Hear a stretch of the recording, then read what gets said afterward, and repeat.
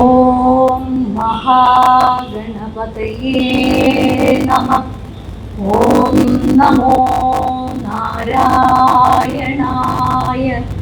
ഓം നമോ ഭഗവതേ വാസുദേവായ. ഭൂതനാഥ സദാനന്ദ സർവഭൂതദയാപരാ. രക്ഷ രക്ഷ മഹാബാഹോ ശാസ്ത്രേ തുഭ്യം നമോ നമഃ. സദാശിവസമാരംഭാം ശങ്കരാചാര്യമധ്യമാം അസ്മദാചാര്യപര്യന്താം വന്ദേ പരമ്പരാം. കൃഷ്ണായ വാസുദേവായ ഹരയേ പരമാത്മനേ പ്രണതക്ലേശനാശായ ഗോവിന്ദായ നമോ നമഃ. നമോസ്തു തേ മഹായോഗിൻ പ്രപന്നമനുഷാധിമാം യഥാ ത്വച്ചരണാംഭോജേ ഹൃദിസ്യാദനപായിനി. ഭവേ ഭവേ യഥാ ഭക്തി പാദയോസ്തവ ജായതേ തഥാ കുരുഷ്വ ദേവേശ നാഥസ്തും നോ യതഃ പ്രഭോ.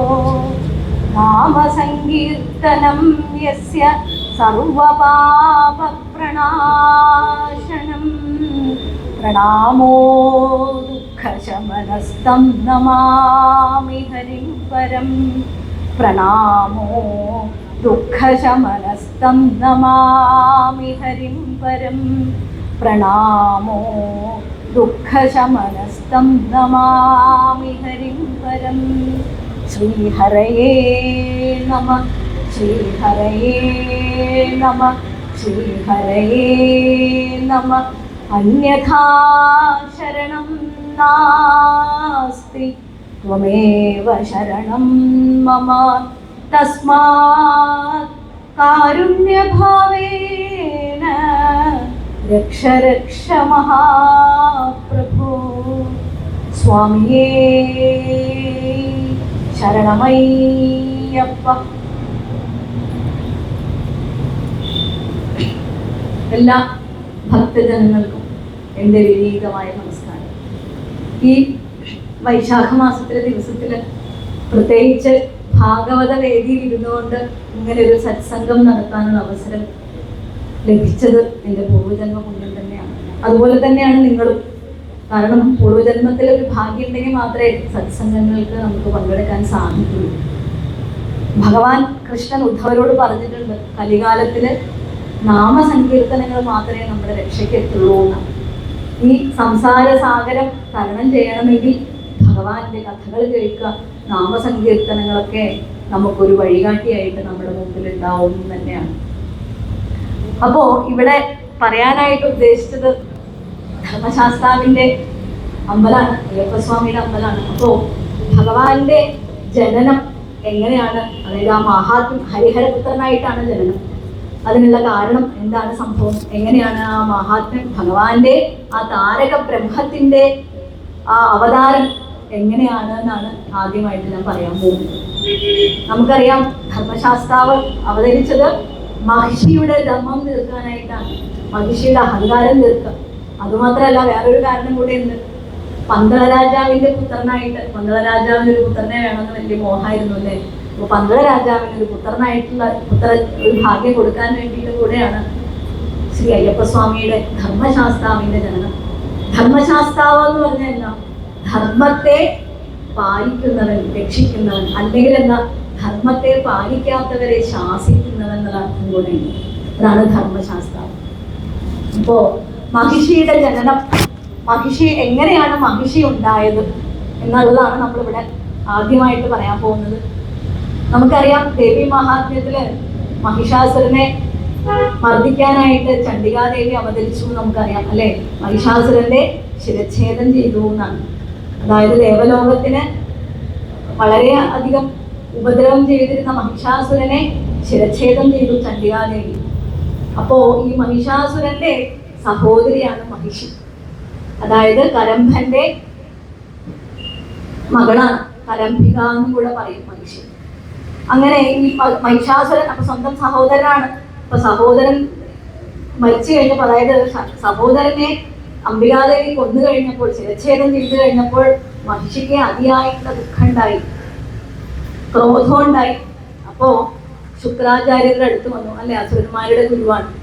ശുക്രാചാര്യരുടെ അടുത്ത് വന്നിട്ട് ചോദിച്ചു, പറഞ്ഞു, എന്താണ് ചെയ്യാം, ദേവന്മാരോട് എനിക്ക് പ്രതികാരം ചെയ്യണം, പകരം വീട്ടണം, എന്റെ സഹോദരനെ കൊന്നതിന് എനിക്ക് പകരം വീട്ടണം എന്ന് പറഞ്ഞിട്ട് ശുക്രാചാര്യരുടെ അടുത്ത് വന്നു. അപ്പൊ ശുക്രാചാര്യര് ഒരു മന്ത്രം ഉപദേശിച്ചു കൊടുത്തു അത്രേ.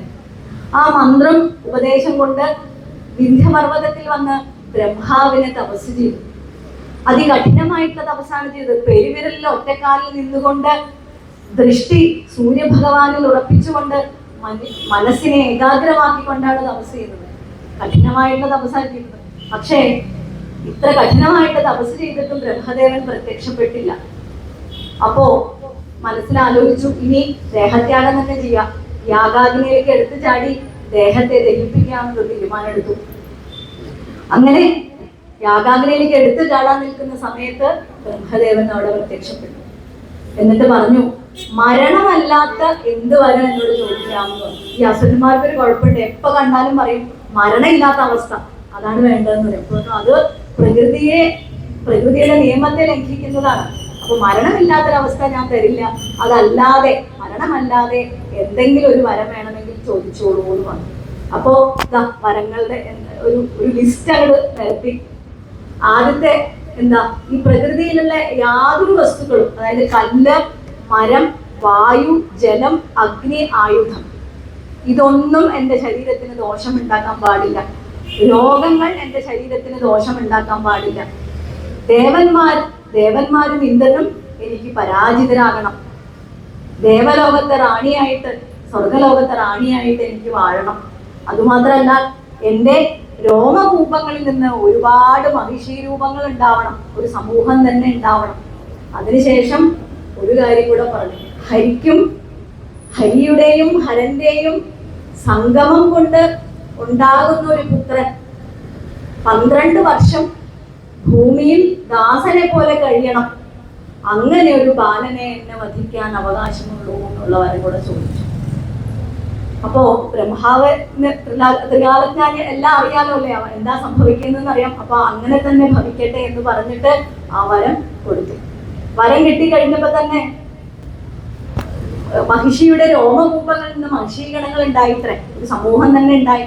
അസുരന്മാരെല്ലാം മഹിഷിയുടെ കൂടെ കൂടി ശക്തി ആർജിച്ചിട്ട്, ബ്രഹ്മാവിന്റെ വരം കൊണ്ട് ശക്തി ആർജിച്ചിട്ട് ദേവലോകത്തേക്ക് ചെന്നു. എന്നിട്ട് നിർജ്ജര കീടങ്ങളെ എന്നാണ് വിളിച്ചത്. എന്നിട്ട് പറഞ്ഞു, നിങ്ങൾക്ക് ധൈര്യമുണ്ടെങ്കിൽ എന്നോട് യുദ്ധം ചെയ്യൂ എന്ന് പറഞ്ഞു. യുദ്ധം ചെയ്യാനായിട്ട് വരാനായിട്ട് ദേവലോകത്ത് ചെന്ന് വെല്ലുവിളിച്ചു. ആ സമയത്ത് ദേവലോകത്തേക്ക് ചെന്നിട്ട് അവിടുത്തെ നന്ദനോദ്യാനത്തിലെ മരങ്ങളൊക്കെ അങ്ങനെ മുറിച്ചു കളയാൻ തുടങ്ങി. ആ സമയത്ത് ദേവലോകത്ത് ഉദ്യാനപാലകരുണ്ടായിരുന്നു. അവർ അസ്ത്രം പ്രയോഗിച്ചു. പക്ഷേ മഹിഷിയുടെ പരാക്രമത്താൽ ആ അസ്ത്രം ഭസ്മമായിട്ട് തീർന്നു എന്നാണ്. അപ്പൊ അവരൊക്കെ പേടിച്ചു. എന്നിട്ട് ഇന്ദ്രനോട് ചെന്ന് പറഞ്ഞു, യുദ്ധം ചെയ്യണം, മഹിഷി വന്നിട്ടുണ്ട് എന്ന് പറഞ്ഞു. അപ്പൊ തന്നെ ദേവഗുരു പറഞ്ഞു ഇന്ദ്രനോട്. ഇന്ദ്രൻ അപ്പൊ തന്നെ പുറപ്പെട്ട് യുദ്ധം ചെയ്യാനായിട്ട്. അപ്പോ ദേവഗുരുവായിട്ടുള്ള ബൃഹസ്പതി പറഞ്ഞു, വ്യാഴം പറഞ്ഞു, ഇപ്പോ മഹിഷിയോട് യുദ്ധം ചെയ്യരുത്, നിങ്ങൾ പരാജിതരാവും. കാരണം ബ്രഹ്മാവിൽ നിന്ന് വരം വാങ്ങിച്ചിട്ടുള്ള വരവാണ്, ശക്തിയാർജിച്ചിട്ടുള്ള വരവാണ്. നിങ്ങൾക്ക് ഇപ്പോൾ മഹിഷിയെ തോൽപ്പിക്കാൻ സാധിക്കില്ല, നിങ്ങളിപ്പോൾ മഹിഷിയോട് യുദ്ധം ചെയ്യരുത് എന്ന് പറഞ്ഞിട്ട് മഹിഷിയുടെ പൂർവ്വജന്മം പറഞ്ഞു കൊടുത്തു. എങ്ങനെയാണ് മഹിഷി ഉണ്ടായത്, പൂർവ്വജന്മാണ് ഇപ്പൊ ഇവിടെ ബൃഹസ്പതി പറയാൻ പോകുന്നത്. മഹിഷി, അതായത് 3 ദേവന്മാരുടെയും അംശങ്ങൾ ഒരുമിച്ച് അത്രി മഹർഷിയുടെയും അനസൂയയുടെയും മകനായിട്ട് ജനിച്ചു, ദത്താത്രേയൻ എന്ന പേരിൽ. അതുപോലെ 3 ദേവിമാരുടെയും അംശങ്ങൾ ചേർന്ന് ഗവാല മഹർഷിയുടെ പുത്രിയായിട്ട് ജനിച്ചു. അപ്പോ ഈ മഹർഷിക്ക് ഈ മായയെക്കുറിച്ച് നല്ല ധാരണയുണ്ട്. എന്തുകൊണ്ടാണ് പുത്രി ഉണ്ടായത് ധാരണയുള്ളത് കൊണ്ട് പുത്രിക്ക് ലീല എന്ന് പേരിട്ടു. അപ്പൊ ലീലയെ ദത്താത്രേയനെ കൊണ്ട് വിവാഹം കഴിപ്പിച്ചു എന്നാണ്. പൂർവ്വം അറിയാം എന്താണ് സംഭവിക്കുന്നത്. അങ്ങനെ ഇവര് സുഖമായിട്ട് ജീവിക്കുകയായിരുന്നു, ദത്താത്രേയനും ലീലയും. അങ്ങനെ ഒരു ദിവസം ദത്താത്രേയന് മനസ്സുകൊണ്ട് അദ്ദേഹത്തിന്റെ ജന്മോദ്ദേശം എന്താണെന്ന് മനസ്സിലാവുകയും ലോകത്തിന്റെ ഉപകാരത്തിനായിക്കൊണ്ട് എല്ലാം ഉപേക്ഷിച്ചിട്ട് എന്നെ ഉദ്ഭവിപ്പിച്ച ആ ബ്രഹ്മത്തിൽ തന്നെ ലയിക്കണം എന്ന് മനസ്സിൽ വിചാരിച്ചിട്ട് ലൗകിക സുഖങ്ങളൊക്കെ ത്യജിച്ചിട്ട് വനത്തിലേക്ക് പോവാനായിട്ട് തയ്യാറായി. അപ്പോ ദത്താത്രേയന്റെ കൂടെ ജീവിച്ചിട്ട് മതിയായിട്ടില്ല ലീലയ്ക്ക്. അപ്പൊ പറഞ്ഞു, അങ്ങ് പോവരുത്, എന്നെ വിട്ടിട്ട് പോവരുത്, എനിക്ക് അങ്ങല്ലാതെ വേറൊരു ആശ്രയമില്ല, എന്റെ ആഗ്രഹങ്ങളൊന്നും പൂർത്തിയായിട്ടില്ല, അതുകൊണ്ട് എനിക്ക് അങ്ങയുടെ കൂടെ തന്നെ ജീവിക്കണം. അപ്പോ പറഞ്ഞു, അബലയായിട്ടുള്ള സ്ത്രീയെ പോലെ ഇങ്ങനെ ചാബല്യം കാണിക്കരുത്. കാരണം നമ്മുടെ ജന്മത്തിന്റെ ഉദ്ദേശം എന്ന് പറയുന്നത് ബ്രഹ്മത്തിൽ ലയിക്കാനാണ്. ആ പരമാനന്ദ സുഖത്തെയാണ് നമ്മൾ അനുഭവിക്കേണ്ടത്, അല്ലാതെ ഇന്ദ്രിയ സുഖങ്ങളുടെ പുറകെ പോകരുത്. അതുമാത്രമല്ല, വിറകിന് അഗ്നിയോടും കാലന് ജീവജാലങ്ങളോടുമുള്ള ആ തൃഷ്ണ ഒരിക്കലും നമുക്ക് നിയന്ത്രിക്കാൻ സാധിക്കില്ല. അതുകൊണ്ട് ആ തൃഷ്ണയെ നിയന്ത്രിക്കണം, ബ്രഹ്മാനന്ദമാണ് അനുഭവിക്കേണ്ടത് എന്നൊക്കെ പറഞ്ഞിട്ട് ഈ ദത്താത്രേയൻ എല്ലാ ഉപദേശങ്ങളും ചെയ്തു കൊടുക്കുകയാണ്. പക്ഷേ മഹർഷി ഇതൊന്നും ചെയ്തുകൊണ്ടില്ല.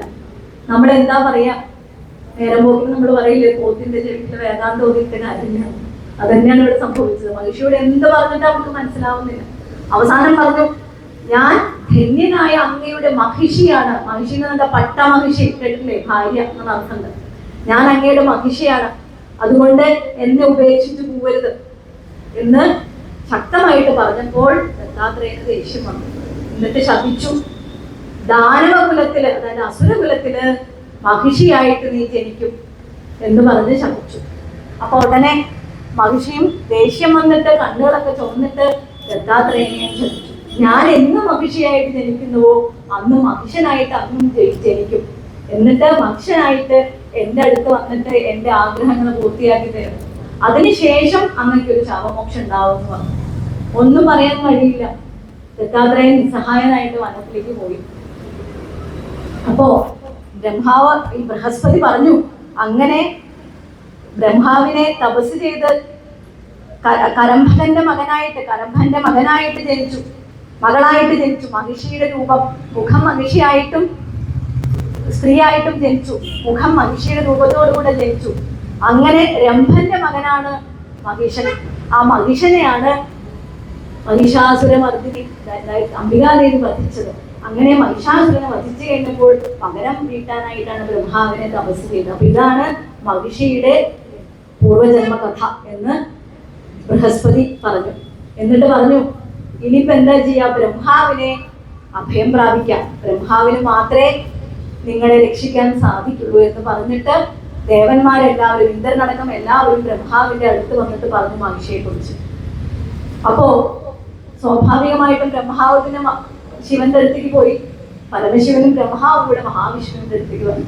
അങ്ങനെ വിഷ്ണു ഈ 3 ദേവന്മാരെയും കൂടെ ബ്രഹ്മാവിനോട് പറഞ്ഞു, നിങ്ങളുടെ ഒറ്റ വരം കൊണ്ടാണ് മഹിഷി ഇത്രയും ശക്തി ആർജിച്ചത്. എന്നിട്ട് ഈ ദേവന്മാരെല്ലാരും കൂടെ ഒരുമിച്ച് മഹാവിഷ്ണു ദേവന്മാരെ തഴുകി. അങ്ങനെ ഈ ദേവന്മാരെ തഴുകിയതിനു ശേഷം ആ സമയത്ത് ഈ 3 ദേവന്മാരുടെ അംശങ്ങളിൽ നിന്ന് സുന്ദര മഹിഷം എന്ന് പറഞ്ഞ ഒത്ത ഒരു മഹിഷത്തിന്റെ രൂപം ഉണ്ടായി. ആ മഹിഷത്തിന് സുന്ദര മഹിഷം എന്ന് പേരിട്ടു. ഒരു മണിയും കൂടെ കെട്ടി. എന്നിട്ട് ദത്താത്രേയന്റെ പുനർജന്മാണത്. എന്നിട്ട് പറഞ്ഞു, അങ്ങ് ദേവകാര്യത്തിനായിട്ട് സ്വർഗലോകത്തിലേക്ക് പോയി കാമം കൊണ്ട് പരവശനായിട്ട് മഹിഷിയെ വശീകരിക്കണം, അതിന് കാമദേവൻ അങ്ങയെ സഹായിക്കും.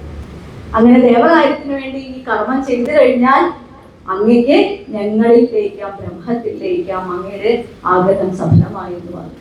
അങ്ങനെ ഈ സുന്ദര മഹിഷൻ സ്വർഗലോകത്തെത്തിയിട്ട് കാമാർത്തനായിട്ട് ഇങ്ങനെ ഗർജിച്ചു. അപ്പൊ മഹിഷത്തെ കണ്ടപ്പോ മഹിഷിയും കാമപരവശയായിട്ട് ഓടി വന്നു.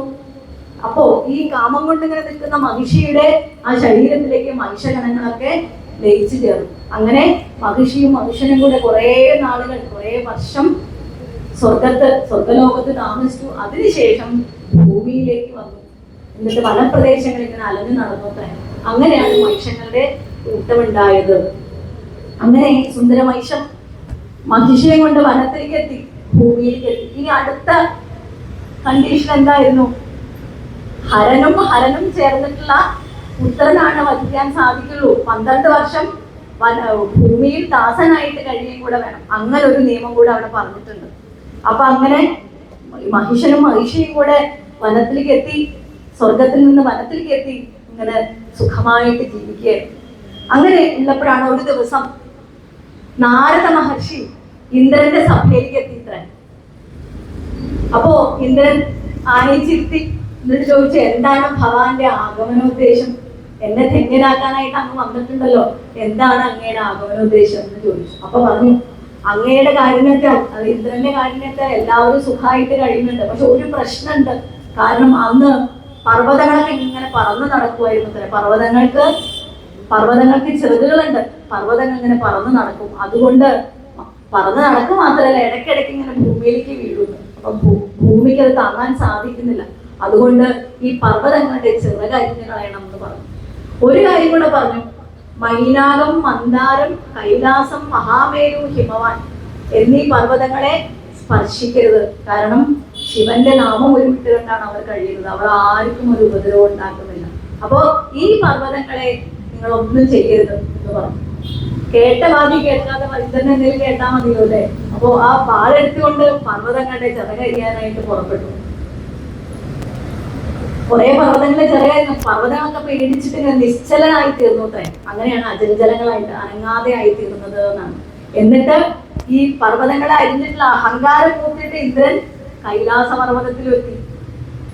നാരദൻ പറഞ്ഞിരുന്നു കൈലാസത്തെ ഒന്നും ചേർന്നിട്ട് കൈലാസത്തിന്റെ ചിറകരിയാനായിട്ട് പുറപ്പെട്ടപ്പോ പരമശിവന്റെ വാഹനമായിട്ടുള്ള നന്ദികേശൻ ഇന്ദ്രനെ എടുത്ത് വലിച്ചെറിഞ്ഞു എന്നാണ് പറയുന്നത്. ഇവിടെ സ്വർഗ്ഗലോകത്തിൽ ചെന്ന് വീഴുന്നതോ ബൃഹസ്പതിയുടെ മുമ്പിൽ. അപ്പൊ വ്യാഴം പറഞ്ഞു, അഹല്യയെ പ്രാപിച്ച്, അതായത് ഗുരുപത്നിയായ അഹല്യയെ പ്രാപിച്ചതിന്റെ അഹങ്കാരം നിങ്ങളിൽ എപ്പോഴും അവശേഷിക്കാം. അതുകൊണ്ടാണ് നിങ്ങൾ ശിവനെ പരീക്ഷിക്കാൻ പോയത്. അതുകൊണ്ട് നല്ലത് നല്ലവർക്കേ ചെയ്യാൻ പറ്റുള്ളൂ. നിങ്ങളോട് പറഞ്ഞിട്ട് കാര്യമില്ല. അത് മാത്രമല്ല, നിങ്ങൾ ചെയ്ത കർമ്മത്തിന്റെ ഫലമാണ് നിങ്ങൾ അനുഭവിക്കുന്നത്. മറ്റുള്ളവരെ കുറ്റം പറഞ്ഞിട്ട് യാതൊരു കാര്യമില്ല. അഴുക്ക് വെള്ളത്തിൽ ചെന്ന് നമ്മൾ വീഴും ശ്രദ്ധിക്കാതെ. എന്നിട്ട് പറയാം ആ വെള്ളത്തിനെ കുറ്റം പറഞ്ഞിട്ട് കാര്യമില്ല. നമ്മുടെ കർമ്മഫലം കൊണ്ട് തന്നെയാണ് ഇത് സംഭവിക്കുന്നത്. അതുകൊണ്ട് നല്ല കാര്യങ്ങൾ ചെയ്യണമെങ്കിൽ ശാസ്ത്രം അഭ്യസിക്കണം. ശാസ്ത്രം തത്വത്തോടു കൂടെ അഭ്യസിക്കണം. എന്നാൽ മാത്രമേ നല്ല കാര്യങ്ങൾ ചെയ്യാൻ പറ്റൂ. അത് നല്ലവർക്ക് മാത്രമേ ചെയ്യാൻ സാധിക്കുള്ളൂ എന്ന് ആത്മോപദേശം ഇങ്ങനെ ചെയ്തുകൊണ്ടിരിക്കാം. ആ സമയത്താണ് ദുർവാസാവ് മഹർഷിയുടെ വരവ്. അറിയാമോ? ഇഷ്ടനാണ്. ദുർവാസാവ് മഹർഷി ഇങ്ങനെ കയറി വരിക മാത്രമല്ല, കയ്യിലൊരു നല്ലൊരു പൂമാല ഉണ്ടായിരുന്നു. നല്ല സുഗന്ധം പരത്തുന്ന, ചുറ്റും സുഗന്ധം പരത്തുന്ന പൂമാലയും കൊണ്ട്, നല്ല ഭംഗിയുള്ള ഒരു മാലയും കൊണ്ടാണ് വരവ്. അപ്പൊ ഈ മാല കണ്ടപ്പോ ദേവന്മാരെല്ലാരും കൂടെ ആ മാലയിലേക്ക് ഇങ്ങനെ നോക്കി, നല്ല ഭംഗിയുള്ള വിസ്മയം കൊണ്ട് ഇങ്ങനെ നോക്കുക. അപ്പൊ ആ സമയത്ത് ഇന്ദ്രന്റെ അടുത്തേക്ക് വന്ന ദുർവാസാവ് ഇന്ദ്രനെ ആദ്യം ചിരുത്തി. എന്നിട്ട് പറഞ്ഞു, പൊന്നിന്റെ മകൾ, അതായത് പാർവതി, ഹിമവാന്റെ പുത്രിയല്ലേ, പാർവതി ദേവി തലയിൽ അണിഞ്ഞിരുന്ന മാല്യമാണിത്, മാലയാണ്. ആ മാല ഞാൻ അങ്ങയ്ക്ക് തരാൻ വേണ്ടി വന്നതാ. ഇത് അങ്ങയുടെ തലയിൽ ചൂടണം. ചൂടിയാൽ അങ്ങക്ക് മംഗളം ഭവിക്കും എന്ന് പറഞ്ഞു. ഇന്ദ്രൻ വളരെ സന്തോഷവാനായിട്ട് മാല വാങ്ങിച്ചു. മാല വാങ്ങിച്ചിട്ട് തൊട്ടടുത്ത് ഐരാവതം ഉണ്ടായിരുന്നു. ഐരാവതത്തിന്റെ മുകളിൽ ഇങ്ങനെ വെച്ചിട്ട് തലമുടി ഒതുക്കിയിട്ട് ഈ മാല എടുത്ത് തലയിൽ ചൂടാനായിട്ട് നിന്നതാ. അപ്പൊ ഐരാവതത്തിന്റെ മുകളിൽ ഈ മാല വെച്ചിട്ട് തലമുടി ഒതുക്കി. ആ സമയത്ത് സുഗന്ധമുള്ള മാലയല്ലേ, ഒരുപാട് വണ്ടുകൾ അവിടെ വന്നു. ആനയുടെ ചുറ്റിലും ഇങ്ങനെ വണ്ട് കിടന്ന് ഇങ്ങനെ മറക്കാം. അപ്പൊ ആനയ്ക്ക് കലി വന്നു എന്നുള്ള സത്യം തന്നെയല്ല. അങ്ങനെ കലി വന്നിട്ട് ആ മാല എടുത്ത് താഴോട്ട് എതിരെ മാത്രമല്ല കാലുകൊണ്ട് ചവിട്ടി ഇറങ്ങിക്കൂടെ ചെയ്യും. അപ്പോ ആരാ കൊടുത്തു വിട്ടത്? ദുർവാസാവല്ലേ. ദുർവാസാവ് മഹർഷിയെ കൊണ്ടുവന്നു. അപ്പൊ ഉടനെ ഇന്ദ്രനെ ശപിച്ചു. നിങ്ങളുടെ അഹങ്കാരം കൊണ്ട് പാർവതി ദേവിയുടെ മാലയോട് നിങ്ങൾ അനാദരവ് കാണിച്ചു. ആ മാലയെ നിങ്ങൾ നശിപ്പിച്ചു. അതുകൊണ്ട് ദേവന്മാർക്ക് ജരാനരകൾ ബാധിക്കട്ടെ എന്ന് പറഞ്ഞ് ശപിച്ചു. ഇന്ദ്രൻ എന്താ ചെയ്യേണ്ടതെന്ന് അറിയില്ല. പഴയതുപോലെ തന്നെ ബ്രഹ്മാവിന്റെ അടുത്തേക്ക് വീണ്ടും ചെന്നു. എന്താ ചെയ്യാം? ഇനി ഈ ശവത്വം, കാരണം ദേവന്മാർക്കെല്ലാം ജരാനരകൾ ബാധിച്ചു തുടങ്ങി, പല്ല് ഒടിഞ്ഞു തുടങ്ങി, പാരിജാതത്തിന് പുഷ്പങ്ങൾ ഉണ്ടാവാണ്ടായി, സ്വർഗത്തിൽ മുഴുവൻ ദുർനിരുത്തങ്ങൾ നടന്നു തുടങ്ങി.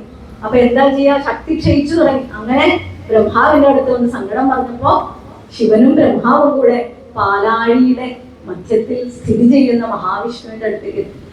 അപ്പൊ മഹാവിഷ്ണു പറഞ്ഞു, ജരാനരകള് ഇല്ലാതെ ആവണമെങ്കിൽ പാലാഴി കടന്നിട്ട് പാലാഴി മഥനം ചെയ്തിട്ട് അതിൽ നിന്നുള്ള അമൃത സേവിക്കണം എന്ന് പറഞ്ഞു. അപ്പൊ പാലാഴി മഥനം അതാണ് അവിടെ കാരണം. അപ്പോ ദേവന്മാർക്ക് തന്നെ ചെയ്യാൻ പറ്റില്ല. കാരണം എന്താ? നല്ല ശക്തി വേണമല്ലോ, രണ്ട് സൈഡിലെ ആൾക്കാർ വേണം. അപ്പോ അസുരന്മാരുമായിട്ടൊരു സന്ധിയിലെത്തി മഹാശിവന്റെ നേതൃത്വത്തില് അസുരന്മാരായിട്ടൊരു സന്ധിയിലെത്തി. ഈ അമൃതിന്റെ പകുതി നിങ്ങൾക്കും കൂടെ തരാം. എന്നിട്ട് മന്ദരപർവ്വതത്തിനെ കടകോലാക്കിയിട്ട് ശിവന്റെ കഴുത്തിലുള്ള വാസിനിയെ കയറാക്കിയിട്ട് പാലാഴി മഥനം തുടങ്ങി.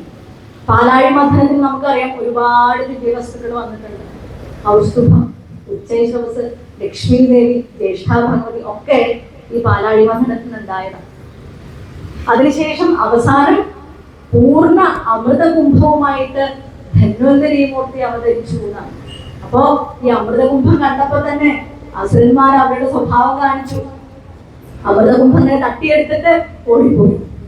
അപ്പൊ ദേവന്മാരെല്ലാം അസുരന്മാരോട് യുദ്ധം ചെയ്തു. എങ്ങനെ ജയിക്കാനാ? കാരണം ജരാനരകൾ ബാധിച്ചിരിക്കുക, ശക്തിയില്ല. അപ്പോ ദേവന്മാരവിടെ തോറ്റു പിൻവാങ്ങി. അങ്ങനെ അസുരന്മാരെല്ലാം വലിയ സന്തോഷത്തിൽ ഇങ്ങനെ വട്ടത്തിലിരുന്നു അമൃത കഴിക്കാൻ റെഡിയായിട്ട്. ആ വട്ടത്തിൽ ഇരിക്കുന്ന സമയത്ത് മഹാവിഷ്ണു, എല്ലാ സമയത്തും ഭഗവാൻ തന്നെയാണ് രക്ഷയ്ക്കെത്തുക. മഹാവിഷ്ണു ഒരു സുന്ദരിയായിട്ടുള്ള മോഹിനിയുടെ രൂപത്തില് ഈ അസുരന്മാരുടെ മുമ്പിലേക്ക് എത്തി. അസുരന്മാരല്ലേ, അവരെല്ലാരും ഇവിടെ മോഹിനിയെ കണ്ട് വിസ്മയിച്ചിട്ട് നിൽക്കുമ്പോ മോഹിനി പറഞ്ഞു, കന്യകയായിട്ടുള്ള ഞാൻ നിങ്ങൾക്ക് അമൃത വിളമ്പി തരികയാണെങ്കിൽ അതിന്റെ ഫലം ഇരട്ടിയാവും. അതുകൊണ്ട് നിങ്ങൾ എല്ലാവരും ഇരുന്നോളൂ, ഞാൻ അമൃത വിളമ്പി തരാമെന്ന് പറഞ്ഞു. ആ സമയത്ത് ഒരു അസുരൻ എഴുന്നേറ്റ് പറഞ്ഞു, എന്നെ വിവാഹം കഴിക്കുമോ എന്ന് ചോദിച്ചു. എനിക്ക് കല്യാണം കഴിക്കണം എന്ന് പറഞ്ഞു. അപ്പൊ ഒരാൾ ചോദിച്ചപ്പോ എല്ലാവരും തന്നെ ചോദിച്ചു, എന്നെ വിവാഹം കഴിക്കും. അപ്പൊ അവസാനം മോഹിനി, മഹാവിഷ്ണുവിന്റെ രൂപത്തിലുള്ള ആ മോഹിനി, സുന്ദരിയായിട്ടുള്ള ആ മോഹിനി, ആ സൗന്ദര്യം വർണ്ണിക്കാൻ സാധിക്കില്ല എന്നാണ് പറയുന്നത്. അനന്തരം പോലും വർണ്ണിക്കാൻ സാധിക്കില്ല. 1000 നാവുള്ള അനന്തരം പോലും ആ സൗന്ദര്യത്തെ വർണ്ണിക്കാൻ സാധിക്കില്ല, അത്ര സുന്ദരിയാണ്. അപ്പോ അസുരൻ കന്യക പറഞ്ഞു, മോഹിനി പറഞ്ഞു, ഞാൻ ഒരാളല്ലേ ഉള്ളൂ, നിങ്ങൾ കുറെ പേരില്ലേ, എങ്ങനെയാ നിങ്ങൾ എല്ലാവരെയും കൂടെ ഞാൻ വിവാഹം കഴിക്കാൻ? അപ്പൊ നിങ്ങൾ എല്ലാവരും അവിടെ ഇരുന്നോളും, നിങ്ങൾക്ക് ഞാൻ വിളമ്പി തരാം, കണ്ണടച്ചിരിക്കണം. ആരാണോ അവസാനം കണ്ണു തുറക്കുന്നത് അയാളെ ഞാൻ വിവാഹം കഴിക്കണം എന്ന് പറഞ്ഞു. അസുരന്മാരെല്ലാം വിശ്വസിച്ച് ഈ അമൃതകുംഭം മോഹിനിയുടെ കയ്യിൽ കൊടുത്തിട്ട് കണ്ണടച്ച് അമൃത കഴിക്കാനുള്ള പാത്രം മുമ്പിൽ വെച്ച് ഇങ്ങനെ വട്ടത്തിൽ ഇരുന്നു. ആ സമയത്ത് മോഹിനി, മഹാവിഷ്ണു ഈ അമൃതകുംഭം ദേവന്മാർക്ക് നൽകി. ദേവന്മാർ അതുകൊണ്ട് ഭഗവാനെ സ്തുതിച്ച് അവർക്ക് അമൃത കഴിച്ചു. അപ്പൊ ഇത് കുറച്ചു നേരം ഇരുന്ന് കഴിഞ്ഞപ്പോ അതിലൊരു അസുരൻ മനസ്സിൽ ആലോചിച്ചു, മോഹിനിയെ കല്യാണം കഴിച്ചില്ലെങ്കിലും വേണ്ടില്ല, ഒന്ന് കണ്ണു തുറന്ന് നോക്കട്ടെ, ഇതുവരെ അമൃത വിളമ്പിയില്ലല്ലോ എന്ന് വിചാരിച്ചിട്ട് കണ്ണു തുറന്ന് നോക്കിയപ്പോ അമൃതകുംഭം ഇല്ല, മോഹിനി കാണുന്നു. അപ്പൊ മനസ്സിലായി ഇത് വിഷ്ണുവിന്റെ കളിയാണ്, വിഷ്ണുവിനോട് പകരം ചോദിക്കണം എന്ന് പറഞ്ഞിട്ട് ഇവര് ദേവന്മാരോട് യുദ്ധത്തിന് പുറപ്പെട്ടു. പക്ഷെ ദേവന്മാര് നിഷ്പ്രയാസം അസുരന്മാരെ പരാജയപ്പെട്ടു. കാരണം എന്താ? അമൃത കഴിച്ചിട്ടിരിക്കല്ലേ, ജരാനരകളൊക്കെ മാറി ശക്തി ആർജിച്ചിട്ട് അസുരന്മാരെ തോൽപ്പിച്ചു. അങ്ങനെ അസുരന്മാരോടുള്ള പക തീർക്കാനായിട്ട് പാതാളത്തിൽ കാത്തിരുന്നു. അങ്ങനെ ആ പക തീർക്കാനായിട്ടാണ് അവിടെ മോഹിനിയുടെ അവതാരം ഉണ്ടായത്. അപ്പൊ അങ്ങനെ ഈ മോഹിനിയും ഹരിയും ഹരനും കൂടിയുള്ള സംഗമത്തിൽ ഉണ്ടാകുന്ന പുത്രൻ എന്ന് പറഞ്ഞില്ലേ, അങ്ങനെ ഒരാൾക്ക് വധിക്കാൻ സാധിക്കുള്ളൂ. അപ്പോ ഈ മോഹിനി, മഹാവിഷ്ണു സുന്ദരിയായിട്ടുള്ള മോഹിനിയുടെ രൂപം എടുത്തു എന്ന് അറിഞ്ഞുകൊണ്ട് പരമശിവനൊരു മോഹിനിയെ ഒന്ന് കാണണം. അങ്ങനെ മഹാവിഷ്ണുവിന്റെ സന്നിധിയിലെത്തി. എന്നിട്ട് പറഞ്ഞു, അങ്ങയുടെ മോഹിനി രൂപം എനിക്കൊന്ന് കാണണം എന്ന് ആഗ്രഹമുണ്ട്, ഒന്ന് കാണിച്ചു തരുമോ എന്ന് ചോദിച്ചു. ആ സമയത്ത് അപ്പം തന്നെ പരമശിവന്റെ മുമ്പിൽ ഒരു ഉദ്യാനം രൂപപ്പെട്ടു എന്നാണ്. വളരെ ഭംഗിയുള്ള പ്രകൃതി രമണീയമായിട്ടുള്ള ഒരു ഉദ്യാനം. ചെറിയ തടാകങ്ങളുണ്ട് അവിടെ, അതിൽ ഹംസങ്ങൾ ഇങ്ങനെ കളിയാടി നടക്കുന്നു. ചെറിയ മന്ദമാരുത് തഴുകി ഇങ്ങനെ വരുന്നുണ്ട്, അവിടെ തഴുകുന്നുണ്ട് ചെറിയ ഇളം കാറ്റ്. അതുപോലെ കുയില് പാടുന്നു, മയിലുകൾ നൃത്തം ചെയ്യുന്നു, മാനുകൾ ഓടിക്കളിക്കുന്നു. അങ്ങനെ പ്രകൃതി രമണീയമായിട്ടുള്ള ഒരു ഉദ്യാനം രൂപപ്പെട്ടു. ഇത്രയും സൗന്ദര്യമുള്ള ഉദ്യാനം എവിടെയും ഉണ്ടായിട്ടില്ല എന്നാ പറയുന്നത്. ആ സമയത്ത് അവിടെ ചെമ്പക പുഷ്പത്തിന്റെ താഴെ അതിമനോഹരമായിട്ടുള്ള മോഹിനിയുടെ രൂപത്തിൽ മഹാവിഷ്ണു വന്നു. അപ്പോ അങ്കജവൈരിയായിട്ടുള്ള പരമശിവൻ, അതായത് കാമദേവനെ ദഹിപ്പിച്ചതാണ് പരമശിവൻ. അദ്ദേഹത്തിന് പോലും ഈ സൗന്ദര്യം കണ്ടിട്ട് മോഹം അടക്കാൻ കഴിഞ്ഞില്ല. അങ്ങനെ അവിടെ വെച്ച് പാർവതി പരമേശ്വരന്റെ സംഗമത്തില് ഹരിയുടെയും ഹരന്റെയും സംഗമത്തില് അതാ താരക ബ്രഹ്മമായിട്ടുള്ള ആ ധർമ്മശാസ്ത്രാവ് അവതരിച്ചു. ധനുമാസത്തിലെ അവസാനത്തെ ശനിയാഴ്ച ദിവസം ഉത്രം നക്ഷത്രത്തില് കൃഷ്ണപക്ഷ പഞ്ചമിയില് വൃശ്ചിക ലഗ്നത്തിലാണ് ധർമ്മശാസ്ത്രാവിന്റെ അവതാരം. അങ്ങനെ അവതരിച്ചപ്പോൾ തന്നെ ധർമ്മശാസ്ത്രാവ് ഒരു യൗവന രൂപത്തിലേക്ക് എത്തി എന്നാണ്. കൗമാരപ്രായം കഴിഞ്ഞ് യൗവനത്തിലേക്ക് എത്തി. അങ്ങനെ ആ മഹാപ്രഭയോടുകൂടെ ആ താരക ബ്രഹ്മം അവതരിച്ചു എന്നാണ്. പിന്നെ അറിയാം, ശിവന്റെ അടുത്ത് നിന്നുണ്ടായ കഥകളൊക്കെ ഒരുപാടുണ്ട്. അപ്പോൾ ഭഗവാന്റെ ഒരു അവതാരം, താരക ബ്രഹ്മത്തിന്റെ അവതാരം അയ്യപ്പസ്വാമിയുടെ അവതാരമാണ് ഞാനിപ്പോൾ ഇവിടെ പറയുന്നത്. എങ്ങനെയാണ് അയ്യപ്പസ്വാമി അവതരിച്ചത്, എന്താണ് അതിന്റെ അവതാര ഉദ്ദേശം? ഒന്ന്, മഹിഷിയുടെ ധർമ്മത്തെ തീർക്കുക എന്നുള്ളത് തന്നെയാണ്. അപ്പൊ അതിനുശേഷം ഒരുപാട് അതുപോലെ നമ്മുടെ ശബരിമലയ്ക്ക് പോകുമ്പോ എങ്ങനെയാ 41 ദിവസം വ്രതമെടുത്തിട്ടാണ് നമ്മൾ പോകുന്നത്, അല്ലെ? കഠിനമായിട്ടുള്ള വ്രതം, അതായത് മനസ്സിന്റെ ശുദ്ധിയാണ് അവിടെ പ്രാധാന്യം. മത്സ്യമാംസാദികൾ ഉപേക്ഷിച്ചിട്ട് ബ്രഹ്മചര്യം പാലിച്ചിട്ട് മനസ്സിൽ ആരോടും പകയോ ദേഷ്യമോ കാമം, ക്രോധം, ലോഭം, മോഹം തുടങ്ങിയ നമ്മുടെ മനസ്സിനകത്തുള്ള എല്ലാ ആസന ശക്തികളെയും ഇല്ലാതാക്കിയിട്ട് പവിത്രതയോടുകൂടിയാണ് നമ്മൾ ശബരിമലയ്ക്ക് പോകുന്നത്. ശബരിമലയ്ക്ക് പോവുക മാത്രമല്ല, 18 പടി ചവിട്ടി കയറിയിട്ടാണ് നമ്മൾ ഭഗവാനെ കാണുന്നത്. 18 പടി എന്ന് പറഞ്ഞാൽ എന്താ? 18 തത്വങ്ങളാണ്. 5 പടി 5 ഇന്ദ്രിയങ്ങളാണ്. അടുത്ത 8 പടികൾ 8 രാഗദ്വേഷം മോഹങ്ങൾ, 8 അഷ്ടരാഗങ്ങളാണ്. അടുത്തത് 3 ഗുണങ്ങളാണ്, സത്വരജസ്തമോ ഗുണങ്ങൾ. അതിനുശേഷം അവിദ്യ, പിന്നെ വിദ്യ. അതായത് ഇത്രയും നമ്മൾ മറികടന്ന് അവിടെ എത്തുമ്പോൾ നമ്മുടെ മനസ്സിലുള്ള അവിദ്യ പോവും, അജ്ഞാനം പോവും. അതിനുശേഷം ജ്ഞാനം മാത്രമേ നമ്മുടെ മനസ്സിൽ ഉണ്ടാവുള്ളൂ. ഈ ലോകത്ത് നിറഞ്ഞു നിൽക്കുന്ന ബ്രഹ്മചൈതന്യം ഭഗവാനെ കാണാനായിട്ട് അവിടെ എത്തുമ്പോൾ അവിടെ എഴുതി വെച്ചിട്ടുണ്ട് തത്വമസി, അത് നീയാകുന്നു. ഇതിനകത്തുള്ള ചൈതന്യം ഞാൻ തന്നെയാണ്. എല്ലാ സർവചരാചരങ്ങളും ഭഗവാന്റെ സൃഷ്ടിയാണ്.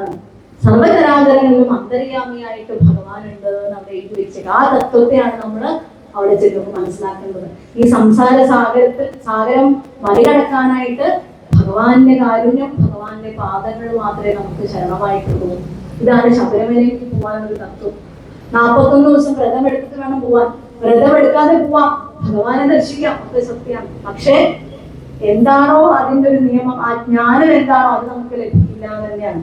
അങ്ങാടിയിലേക്ക് സാധനങ്ങൾ വാങ്ങാനായിട്ട് കയ്യിൽ പൈസയൊന്നും ഇല്ലാതെ പോയ ഒരവസ്ഥ, ഒന്നും വാങ്ങിക്കാൻ സാധിക്കില്ല. ഭഗവാനെ തൊഴിൽ തിരിച്ചു വരാം. അപ്പോ അതാണ് ശബരിമലയിലെ തത്വം എന്ന് പറയുന്നത്. അതായത് നമ്മുടെ ലോകത്തിന്റെ രക്ഷയ്ക്കായിട്ട് ഭാർഗവരാമൻ, പരശുരാമൻ ആരാധിച്ചിരുന്നതാണ് താരക ബ്രഹ്മം, ശ്രീ ധർമ്മശാസ്ത്രാവ്. ഇതാണ് ശാസ്താവിന്റെ ഒരു മഹാത്മ്യം എന്ന് പറയുന്നത്. ഇനി നമുക്ക് നൈമിഷാരണ്യത്തിൽ വെച്ചിട്ടാണ് ഈ സൂതൻ മഹർഷിമാരോടാണ് ഈ കഥകൾ പറയുന്നത്. നമ്മുടെ എല്ലാ കഥകളും തുടങ്ങുന്നത് എവിടെയാണ്? നൈമിഷാരണ്യത്തിൽ വെച്ചിട്ടാണ്. എങ്ങനെയാണ് നൈമിഷാരണ്യം ഉണ്ടായത്? കലികാലത്തില് മഹർഷിമാർക്ക് പോലും ഇരുന്ന് തപസ് ചെയ്യാൻ ഒരു സ്ഥലം ഉണ്ടായിരുന്നില്ല അത്രേ. അപ്പൊ അവര് ബ്രഹ്മാവിന്റെ അടുത്ത് ചെന്നു. അപ്പൊ ബ്രഹ്മാവ് മനസ്സുകൊണ്ടൊരു ചക്രം ഉണ്ടാക്കി. ആ ചക്രത്തെ നിങ്ങൾ ഒരുക്കി വിട്ടു.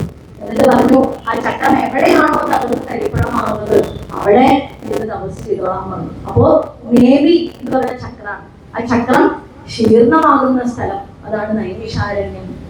നമ്മുടെ എല്ലാ കഥകളും സൂതൻ പറയുന്നത് പോലെയാണ്. ഒന്നൊരു ചോദ്യോത്തരമായിരിക്കും.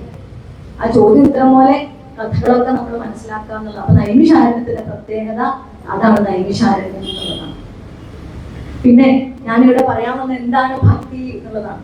ഭക്തി എന്ന് പറഞ്ഞാൽ എന്താ? ഭഗവാനോടുള്ള പരമമായിട്ടൊരു പ്രേമം, അത് തന്നെയാണ് ഭക്തി. ഭഗവാനെ സ്നേഹിക്കുക, ഭഗവാന്റെ പാദങ്ങൾ മാത്രമേ നമുക്ക് ശരണമായിട്ടുള്ളൂ എന്ന് നമ്മൾ മനസ്സിലാക്കുക. ഭഗവാനെ ഉള്ളറിഞ്ഞ് അചഞ്ചലമായ ഭക്തിയോടെ കണ്ണടച്ചാൽ ഭഗവാന്റെ രൂപം നമ്മുടെ മനസ്സിൽ തെളിയണം. അതാണ് ഭക്തി എന്ന് പറയുന്നത്. ആ ഭക്തി അത്ര എളുപ്പമല്ല.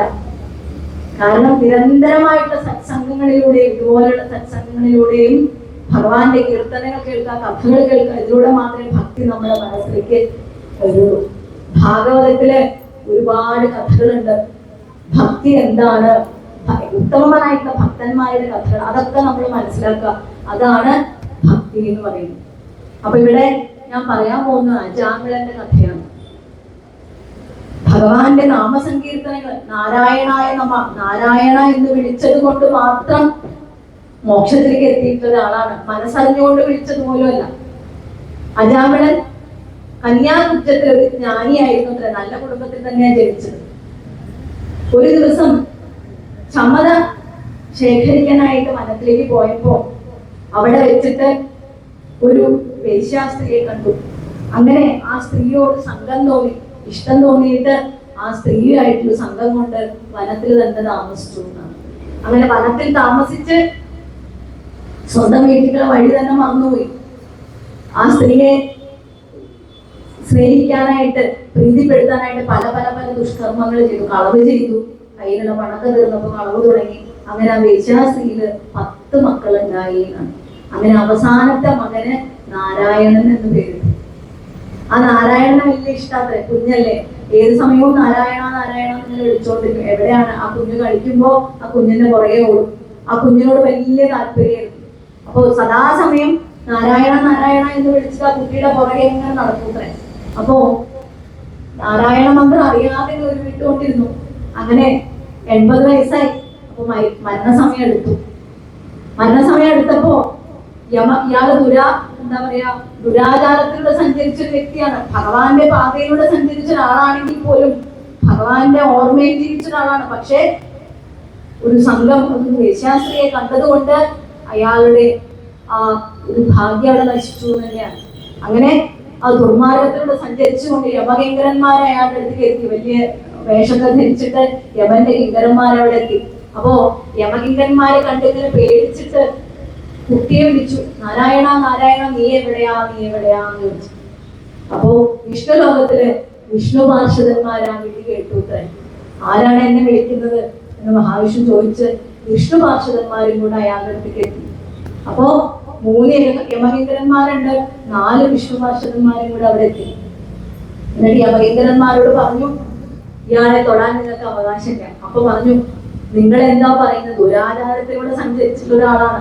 ഇയാളെ യമലോകത്തേക്ക് കൊണ്ടുപോകാൻ ഞങ്ങളുടെ യജമാനൻ പറഞ്ഞിട്ടുണ്ട്, യമദേവൻ പറഞ്ഞിട്ടുണ്ട്, അതുകൊണ്ട് ഞങ്ങളെ തടയരുത് എന്ന് പറഞ്ഞു. അപ്പൊ പറഞ്ഞു, ഭഗവാന്റെ മാർഗത്തിലൂടെ ഒരിക്കലെങ്കിലും സഞ്ചരിച്ചിട്ടുള്ള വീടുകളിൽ, ഭഗവാന്റെ ഓർമ്മയിൽ ജീവിച്ച ഒരാളുടെയും വീടുകളിൽ നിങ്ങൾ പ്രവേശിക്കരുത്. കാരണം എന്താ, അയാള് ഭഗവാന്റെ നാമം ഉച്ചരിച്ചു അവസാന കാലത്ത് എന്നാണ്. അന്തേ നാരായണ സ്മൃതി എന്നാണ് ഭാഗവതം പറഞ്ഞിരിക്കുന്നത്. അവസാന കാലത്ത് ഭഗവാന്റെ നാമം ഉച്ചരിച്ചുകൊണ്ട് മരിച്ചാൽ ഭഗവാൻ തന്നെ വരും നമ്മൾ വിളിച്ചുകൊണ്ട് പോവാനാണ്. അതുകൊണ്ട് ഭഗവാന്റെ നാമം ഉച്ചരിച്ചതുകൊണ്ട് ഇയാളെ യമലോകത്തേക്ക് കൊണ്ടുപോകാൻ നിങ്ങൾക്ക് അവകാശമില്ല. ദുരാശയസ്യാപി തദാസ്യ നിർഗത ത്വദീയ നാമാക്ഷര മാത്ര വൈഭവാന്ന് നേതൃത്വത്തിൽ പറഞ്ഞു. അതായത് ദുരാശയനാണ്, എങ്കിലും അയാളുടെ മുഖത്ത് നിന്നും നിർഗമിച്ച അങ്ങയുടെ നാമത്തിന്റെ വൈഭവം കൊണ്ട് എന്നാണ്. ഇതാണ് നാമസങ്കീർത്തനങ്ങളുടെ ശക്തി, പ്രസക്തി എന്ന് പറയുന്നത് ഇതാണ്. അങ്ങനെ അയാൾ അറിഞ്ഞിട്ട് പോലും അല്ല നാരായണ എന്ന് വിളിച്ചത്, അല്ലെ, ഭഗവാനെ വിളിച്ചു. ആ സമയത്ത് വിഷ്ണു പാർഷദന്മാർ അവിടെ എത്തി യമകിങ്കരന്മാരെ തടഞ്ഞു. അങ്ങനെ യമകിങ്കരന്മാര് വളരെ നിരാശയോടുകൂടി യമലോകത്തേക്ക് മടങ്ങി ചെന്നിട്ട് പറഞ്ഞു, അങ്ങ് ഞങ്ങൾ വിചാരിച്ചത് അങ്ങാണ് ഈ ലോകത്തെ മുഴുവൻ നിയന്ത്രിക്കുന്നതാണ്. അങ്ങയുടെ വാക്ക് പാലിക്കാൻ ഞങ്ങൾക്ക് കഴിഞ്ഞില്ല, അയാളെ ഇങ്ങോട്ട് കൊണ്ടുവരാൻ ഞങ്ങൾക്ക് സാധിച്ചില്ല, വിഷ്ണു പാർഷദന്മാർ വന്ന് തടഞ്ഞു എന്ന് പറഞ്ഞപ്പോഴാണ് യമദേവൻ പറയുന്നത്, ഈ ലോകത്തെ മുഴുവൻ നിയന്ത്രിക്കുന്നത് നാരായണനാണ്. ജഗത് സർവം ദൃശ്യതേ സൂര്യതേ പിവ അന്തർബഹിശ്ച തത്സർവം വാപ്യനാരായണ സ്ഥിതഃ എന്ന് പറഞ്ഞു. ലോകത്ത് അകത്തും മുഖത്തും പുറത്തും നിറഞ്ഞു നിൽക്കുന്ന ശക്തി, അതാണ് നാരായണൻ. ആ നാരായണൻ തന്നെയാണ് എന്നെ നിയമിച്ചിരിക്കുന്നത്.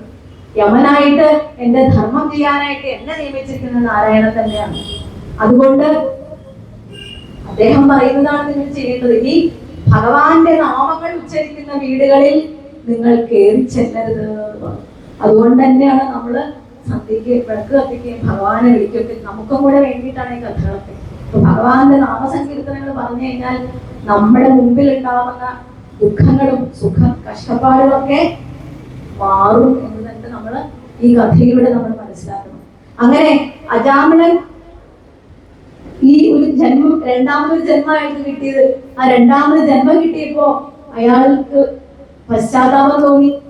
അങ്ങനെ ഹരിദ്വാരിൽ ചെന്നിട്ട് അഷ്ടയോഗം പരിശീലിച്ചു, ഇന്ദ്രിയ നിഗ്രഹം വരുത്തി. അങ്ങനെ ഭഗവാന്റെ നാമങ്ങൾ ഉരുവിട്ടുകൊണ്ട് അജാമിളനും മോക്ഷം കിട്ടിയത് തന്നെയാണ്. അവസാന കാലത്ത് അജാമിളൻ മോക്ഷത്തിലേക്ക് തന്നെ എത്തി. അപ്പൊ ഇതാണ് നാമസങ്കീർത്തനങ്ങളുടെ ഒരു എന്താണ് ഒരു പ്രത്യേകത, അല്ലെങ്കിൽ ശക്തി എന്താണെന്ന് അറിയാനാണ് ഈ കഥകളൊക്കെ നമ്മളെ പഠിപ്പിക്കുന്നത്. ഭാഗവതത്തിലെ ഏത് ഉദാഹരണമാണ് എനിക്ക് പറയേണ്ടതെന്ന് അറിയില്ല, എല്ലാ ഉദാഹരണങ്ങളും ഭക്തി തന്നെയാണ് ഉദാഹരണം. ഇതുപോലെ തന്നെ കഥയാണ് ജഡഭരതൻ. ജഡഭരതന്റെ കഥ കേൾക്കുമ്പോ നമുക്ക് മനസ്സിലാവും. കാരണം ഈശ്വര സാക്ഷാത്കാരത്തിലേക്ക് നടന്നു നീങ്ങിയിട്ടുള്ള ഒരാള് വളരെ പെട്ടെന്ന് താഴോട്ട് വരും. കാരണം ഒരു വാളിന്റെ മുകളിൽ കൂടെ നടക്കുന്നത് പോലെയാണ് ഈശ്വര സാക്ഷാത്കാരത്തിലെ വഴി, ഭഗവാനിലുള്ള വഴി. ആ വാളിന്റെ പുറത്ത് തേൻ പുരട്ടിയിട്ടുണ്ടാവും. ആ തേൻ നമ്മളിങ്ങനെ ആ തേനിന്റെ സ്വാദ് മധുര നുകരാനായിട്ട് നമ്മളിങ്ങനെ ആ തേനിനെ നക്കാൻ ശ്രമിക്കും. നമുക്കറിയാം നാവ് പൊറിയുന്നത്, എന്നാലും നമ്മൾ നക്കാൻ ശ്രമിക്കും. ലൗകിക സുഖങ്ങളുടെ പുറകെ നമ്മൾ പോകുന്നതാണ്. അപ്പോ എപ്പോ വേണമെങ്കിൽ ആ പാതയിൽ നിന്ന് തിരിച്ചു താഴോട്ട് ആസ്വദിക്കാം. അതാണ് ജഡഭരതന്റെ കഥ നമ്മളെ മനസ്സിലാക്കിയിരിക്കുന്നത്. ഭരത മഹാരാജാവിന്റെ പുത്രനായിരുന്നു, ഋഷഭദേവന്റെ പുത്രനായിരുന്നു ഭരതൻ. ഋഷഭദേവന്റെ ആദ്യത്തെ പുത്രനാണ് ഭരതൻ. ഭരത മഹാരാജാവ് ഋഷഭദേവൻ മക്കളെയൊക്കെ ആത്മതത്വം ഉപദേശിച്ചു കൊടുത്ത് തന്നെയാണ് വളർത്തിയത്. കാരണം ഭഗവാനെ സേവിക്കണം. ഈ മനുഷ്യ ജന്മം സുഹൃതം ചെയ്തിട്ടാണ് കിട്ടുന്നത്. ഇന്ദ്രിയ സുഖങ്ങൾക്ക് വേണ്ടി ആ ജന്മത്തെ പാഴാക്കി കളയരുത്. പുഴു മുതൽ മനുഷ്യൻ വരെ ഇന്ദ്രിയ സുഖങ്ങൾക്ക് വേണ്ടി ആണ് ജീവിക്കുന്നത്. അത് ഒട്ടും ശാശ്വതമല്ല. ഭഗവാനാണ് പരമമായിട്ടുള്ള സത്യം എന്ന് പറഞ്ഞുകൊണ്ട് ആത്മതത്വം ഉപദേശിച്ചുകൊണ്ട് തന്നെ മക്കളെ വളർത്തിയത്. അങ്ങനെ ഭരതൻ പ്രായപൂർത്തിയായപ്പോ ഈ രാജ്യഭാരം ഭരതനെ ഏൽപ്പിച്ചു. എന്നിട്ട് ഋഷഭദേവൻ വനത്തിലേക്ക് പോയി, വനവാസത്തിലേക്ക് പോയി, സന്യാസിയായിട്ട് പോയി എന്നുള്ളത് തന്നെയാണ്. അവധൂതനെ പോലെ നടന്നു എന്നാണ് പറയുന്നത്. അങ്ങനെ അതിനുശേഷം ഈ ഭരത മഹാരാജാവ് രാജ്യം ഭരിച്ചു, പഞ്ചജനെ വിവാഹം കഴിച്ചു, 5 മക്കളുണ്ടായി. അവസാനം മക്കളെ രാജ്യഭരണം ഏൽപ്പിച്ചിട്ട് ഭക്തനാണ്, ഭഗവാന്റെ ഭക്തനാണ്. ഇനി വേറെ ഒരു വഴിയില്ല, ഭഗവാനെ മാത്രം മനസ്സിൽ വിചാരിച്ചുകൊണ്ട് ജീവിക്കണം എന്ന് വിചാരിച്ചിട്ട് ചക്രനദി തീരത്തുള്ള പുലഹാശ്രമത്തിൽ ഒരു പർണശാല കെട്ടി വനത്തിലേക്ക് പോയി തന്നെ താമസിച്ചു. അതായത് ലൗകിക സുഖങ്ങളൊന്നും എന്നെ അലട്ടാൻ പാടില്ല, യാതൊരു ദുഃഖവും എന്റെ മുമ്പിൽ വരാം, ഒരു എന്താ പറയാ ഒന്നും എന്റെ ശ്രദ്ധ ഭഗവാനിൽ തന്നെ ഉറയ്ക്കണം എന്ന് പറഞ്ഞിട്ട് വനത്തിൽ താമസിച്ചുകൊണ്ട് ഭഗവാന്റെ ഒരു വിഗ്രഹം ഉണ്ടാക്കി, അതിന് പൂക്കൾ അർപ്പിച്ചു, നൈവേദ്യം സമർപ്പിച്ചു, ആ ഭക്ഷണം കഴിച്ചു, ഫലങ്ങൾ കഴിച്ചു, സന്ധ്യാവന്ദനാദികളൊക്കെ നിർവഹിച്ച് സ്വധർമ്മം അനുഷ്ഠിച്ച് വനത്തിൽ ഇങ്ങനെ ഭഗവാനും അദ്ദേഹം മാത്രമേ ഏകാന്തമായിട്ട് ഭക്തിയിൽ ഇങ്ങനെ ഇരിക്കുമ്പോ ചിലപ്പോ കണ്ണ് നിറഞ്ഞൊഴുകൂട്ടെ. അങ്ങനെ ഈശ്വര സാക്ഷാത്കാരത്തിലേക്ക് നടന്നു നീങ്ങുമായിരുന്നു ഭരത മഹാരാജാവ്. അങ്ങനെ ഒരു ദിവസം സന്ധ്യാവന്ദനം ചെയ്തുകൊണ്ടിരിക്കുന്ന സമയത്ത് ഗർഭിണിയായിട്ടുള്ള ഒരു തടാകത്തില് നിന്നിട്ട് സന്ധ്യാവന്ദനം ചെയ്തുകൊണ്ടിരിക്കാം. ആ സമയത്ത് ഗർഭിണിയായിട്ടുള്ള ഒരു മാന്റെ ഒരു കരച്ചില് കേട്ടു.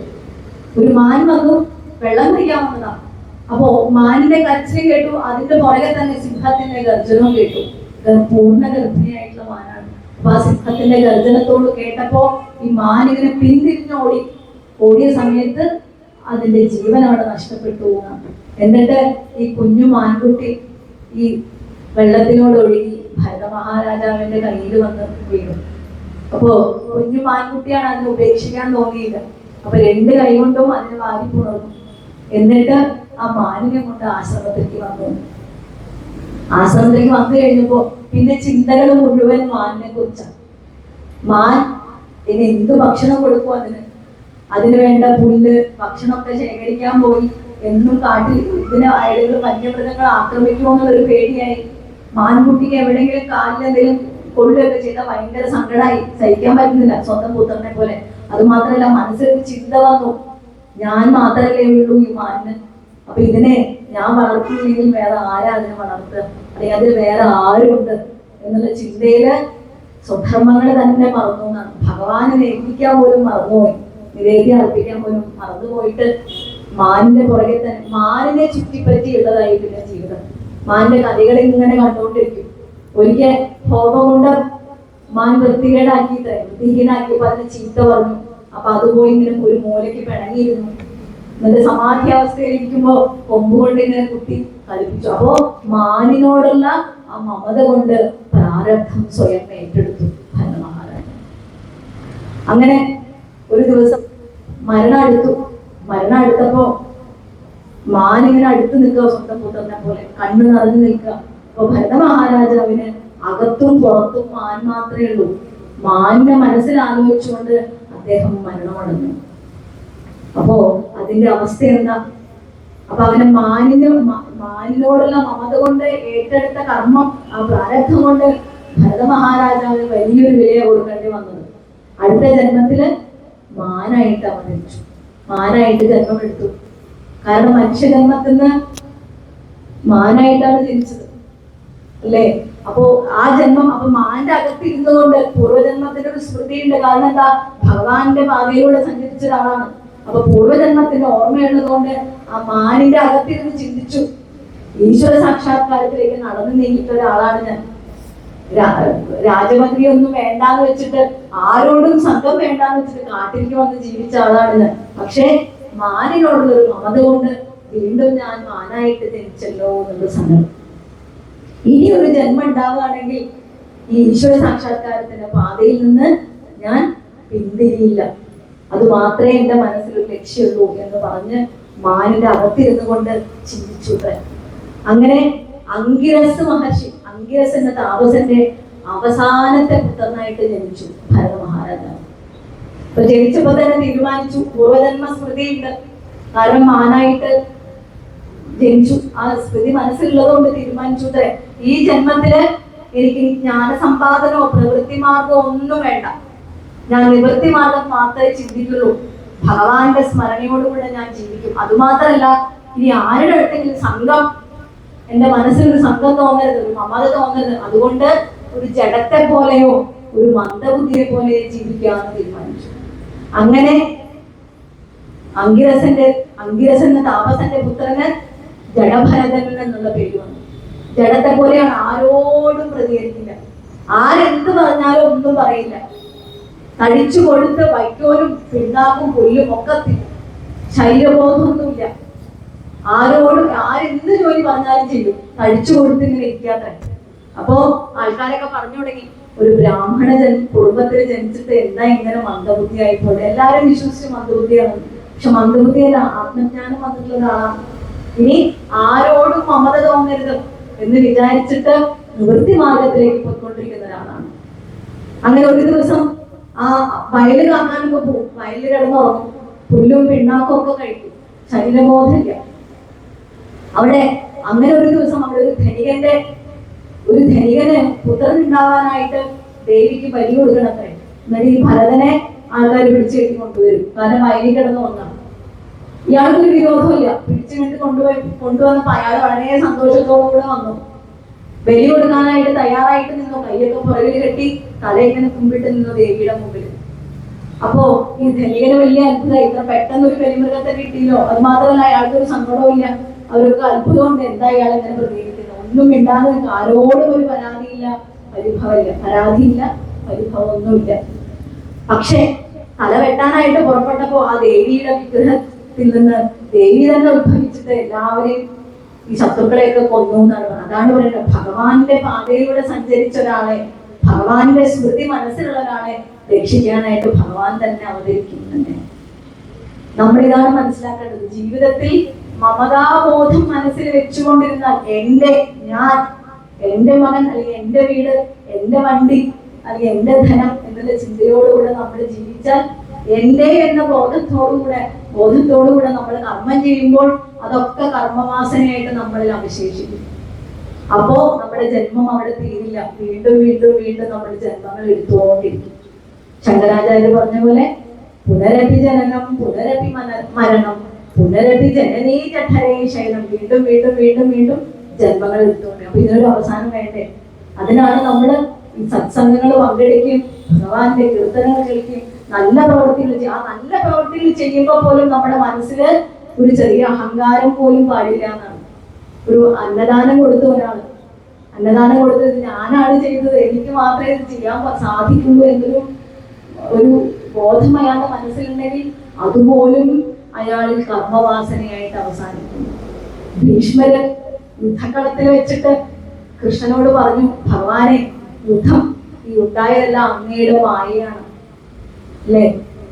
അങ്ങയുടെ പാർത്ഥസാരഥി രൂപം എനിക്ക് കാണിച്ചു തരണം. മരണത്തെ, തന്റെ സമയത്തിന് മരണത്തെ നിശ്ചയിച്ച ആളാണ് ഭീഷ്മർ അല്ലേ? ശരശയ്യയിൽ കിടന്നില്ലേ മരണം കാത്ത് ഉത്തരായണ? ആർക്കാ അത് സാധിക്കും? അത്രയും ശക്തനായിട്ട് ഒരാൾ ഭഗവാനോട് പറഞ്ഞു, അങ്ങയുടെ പാർത്ഥസാരഥി രൂപം എനിക്ക് കാണിച്ചു തരണം. ആ രൂപത്തെ കണ്ടുകൊണ്ട് വേണം എനിക്ക് മരിക്കാനായിട്ട്. ഇതിനാണ് നമ്മൾ പുണ്യം ചെയ്യേണ്ടത്. മരണസമയത്ത് ഭഗവാന്റെ സ്മരണയോടുകൂടെ മരിക്കാൻ സാധിക്കുക. അത് സാധിക്കണമെങ്കിൽ ജീവിതകാലം മുഴുവനും നമുക്ക് എന്ന് ഓർമ്മ വെക്കുന്നു അന്ന് മുതൽ ഭഗവാന്റെ നാമസങ്കീർത്തനങ്ങൾ നിരന്തരമായിട്ട് കേൾക്കുകയും കണ്ണടച്ചാൽ ഭഗവാന്റെ രൂപം നമ്മുടെ മനസ്സിൽ തെളിയുകയും വേണം. അങ്ങനെ തെളിഞ്ഞാൽ മാത്രമേ ഭഗവാന്റെ ഓർമ്മ മരണസമയത്ത് നമുക്ക് ഉണ്ടാവുള്ളൂ. അനായാസേന മരണം വിനാ ദൈന്യേന ജീവനം ദേഹിമേ കൃപയാ ശംഭോ തുയി ഭക്തിമചഞ്ചലാം. ഇതായിരിക്കണം നമ്മുടെ പ്രാർത്ഥന. അനായാസേന മരണം വിനാ ദൈന്യേന, ആരുടെ മുമ്പിൽ കൈ നീട്ടാനുള്ള ഒരു ജീവിതം. അനായാസേന മരണം.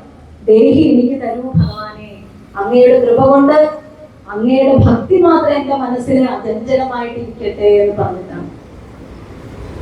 ഈ പഞ്ചപാണ്ഡവരുടെ സഭയില് ദ്രൗപദിയുടെ വസ്ത്രാക്ഷേപ സമയത്ത് ദുശാസനൻ വസ്ത്രങ്ങൾ വലിച്ചു കീറിയില്ലേ? ആ സമയത്ത് അവിടെ എല്ലാ മഹാരഥന്മാരും ആ സഭയിൽ ഉണ്ടായിരുന്നു അല്ലേ?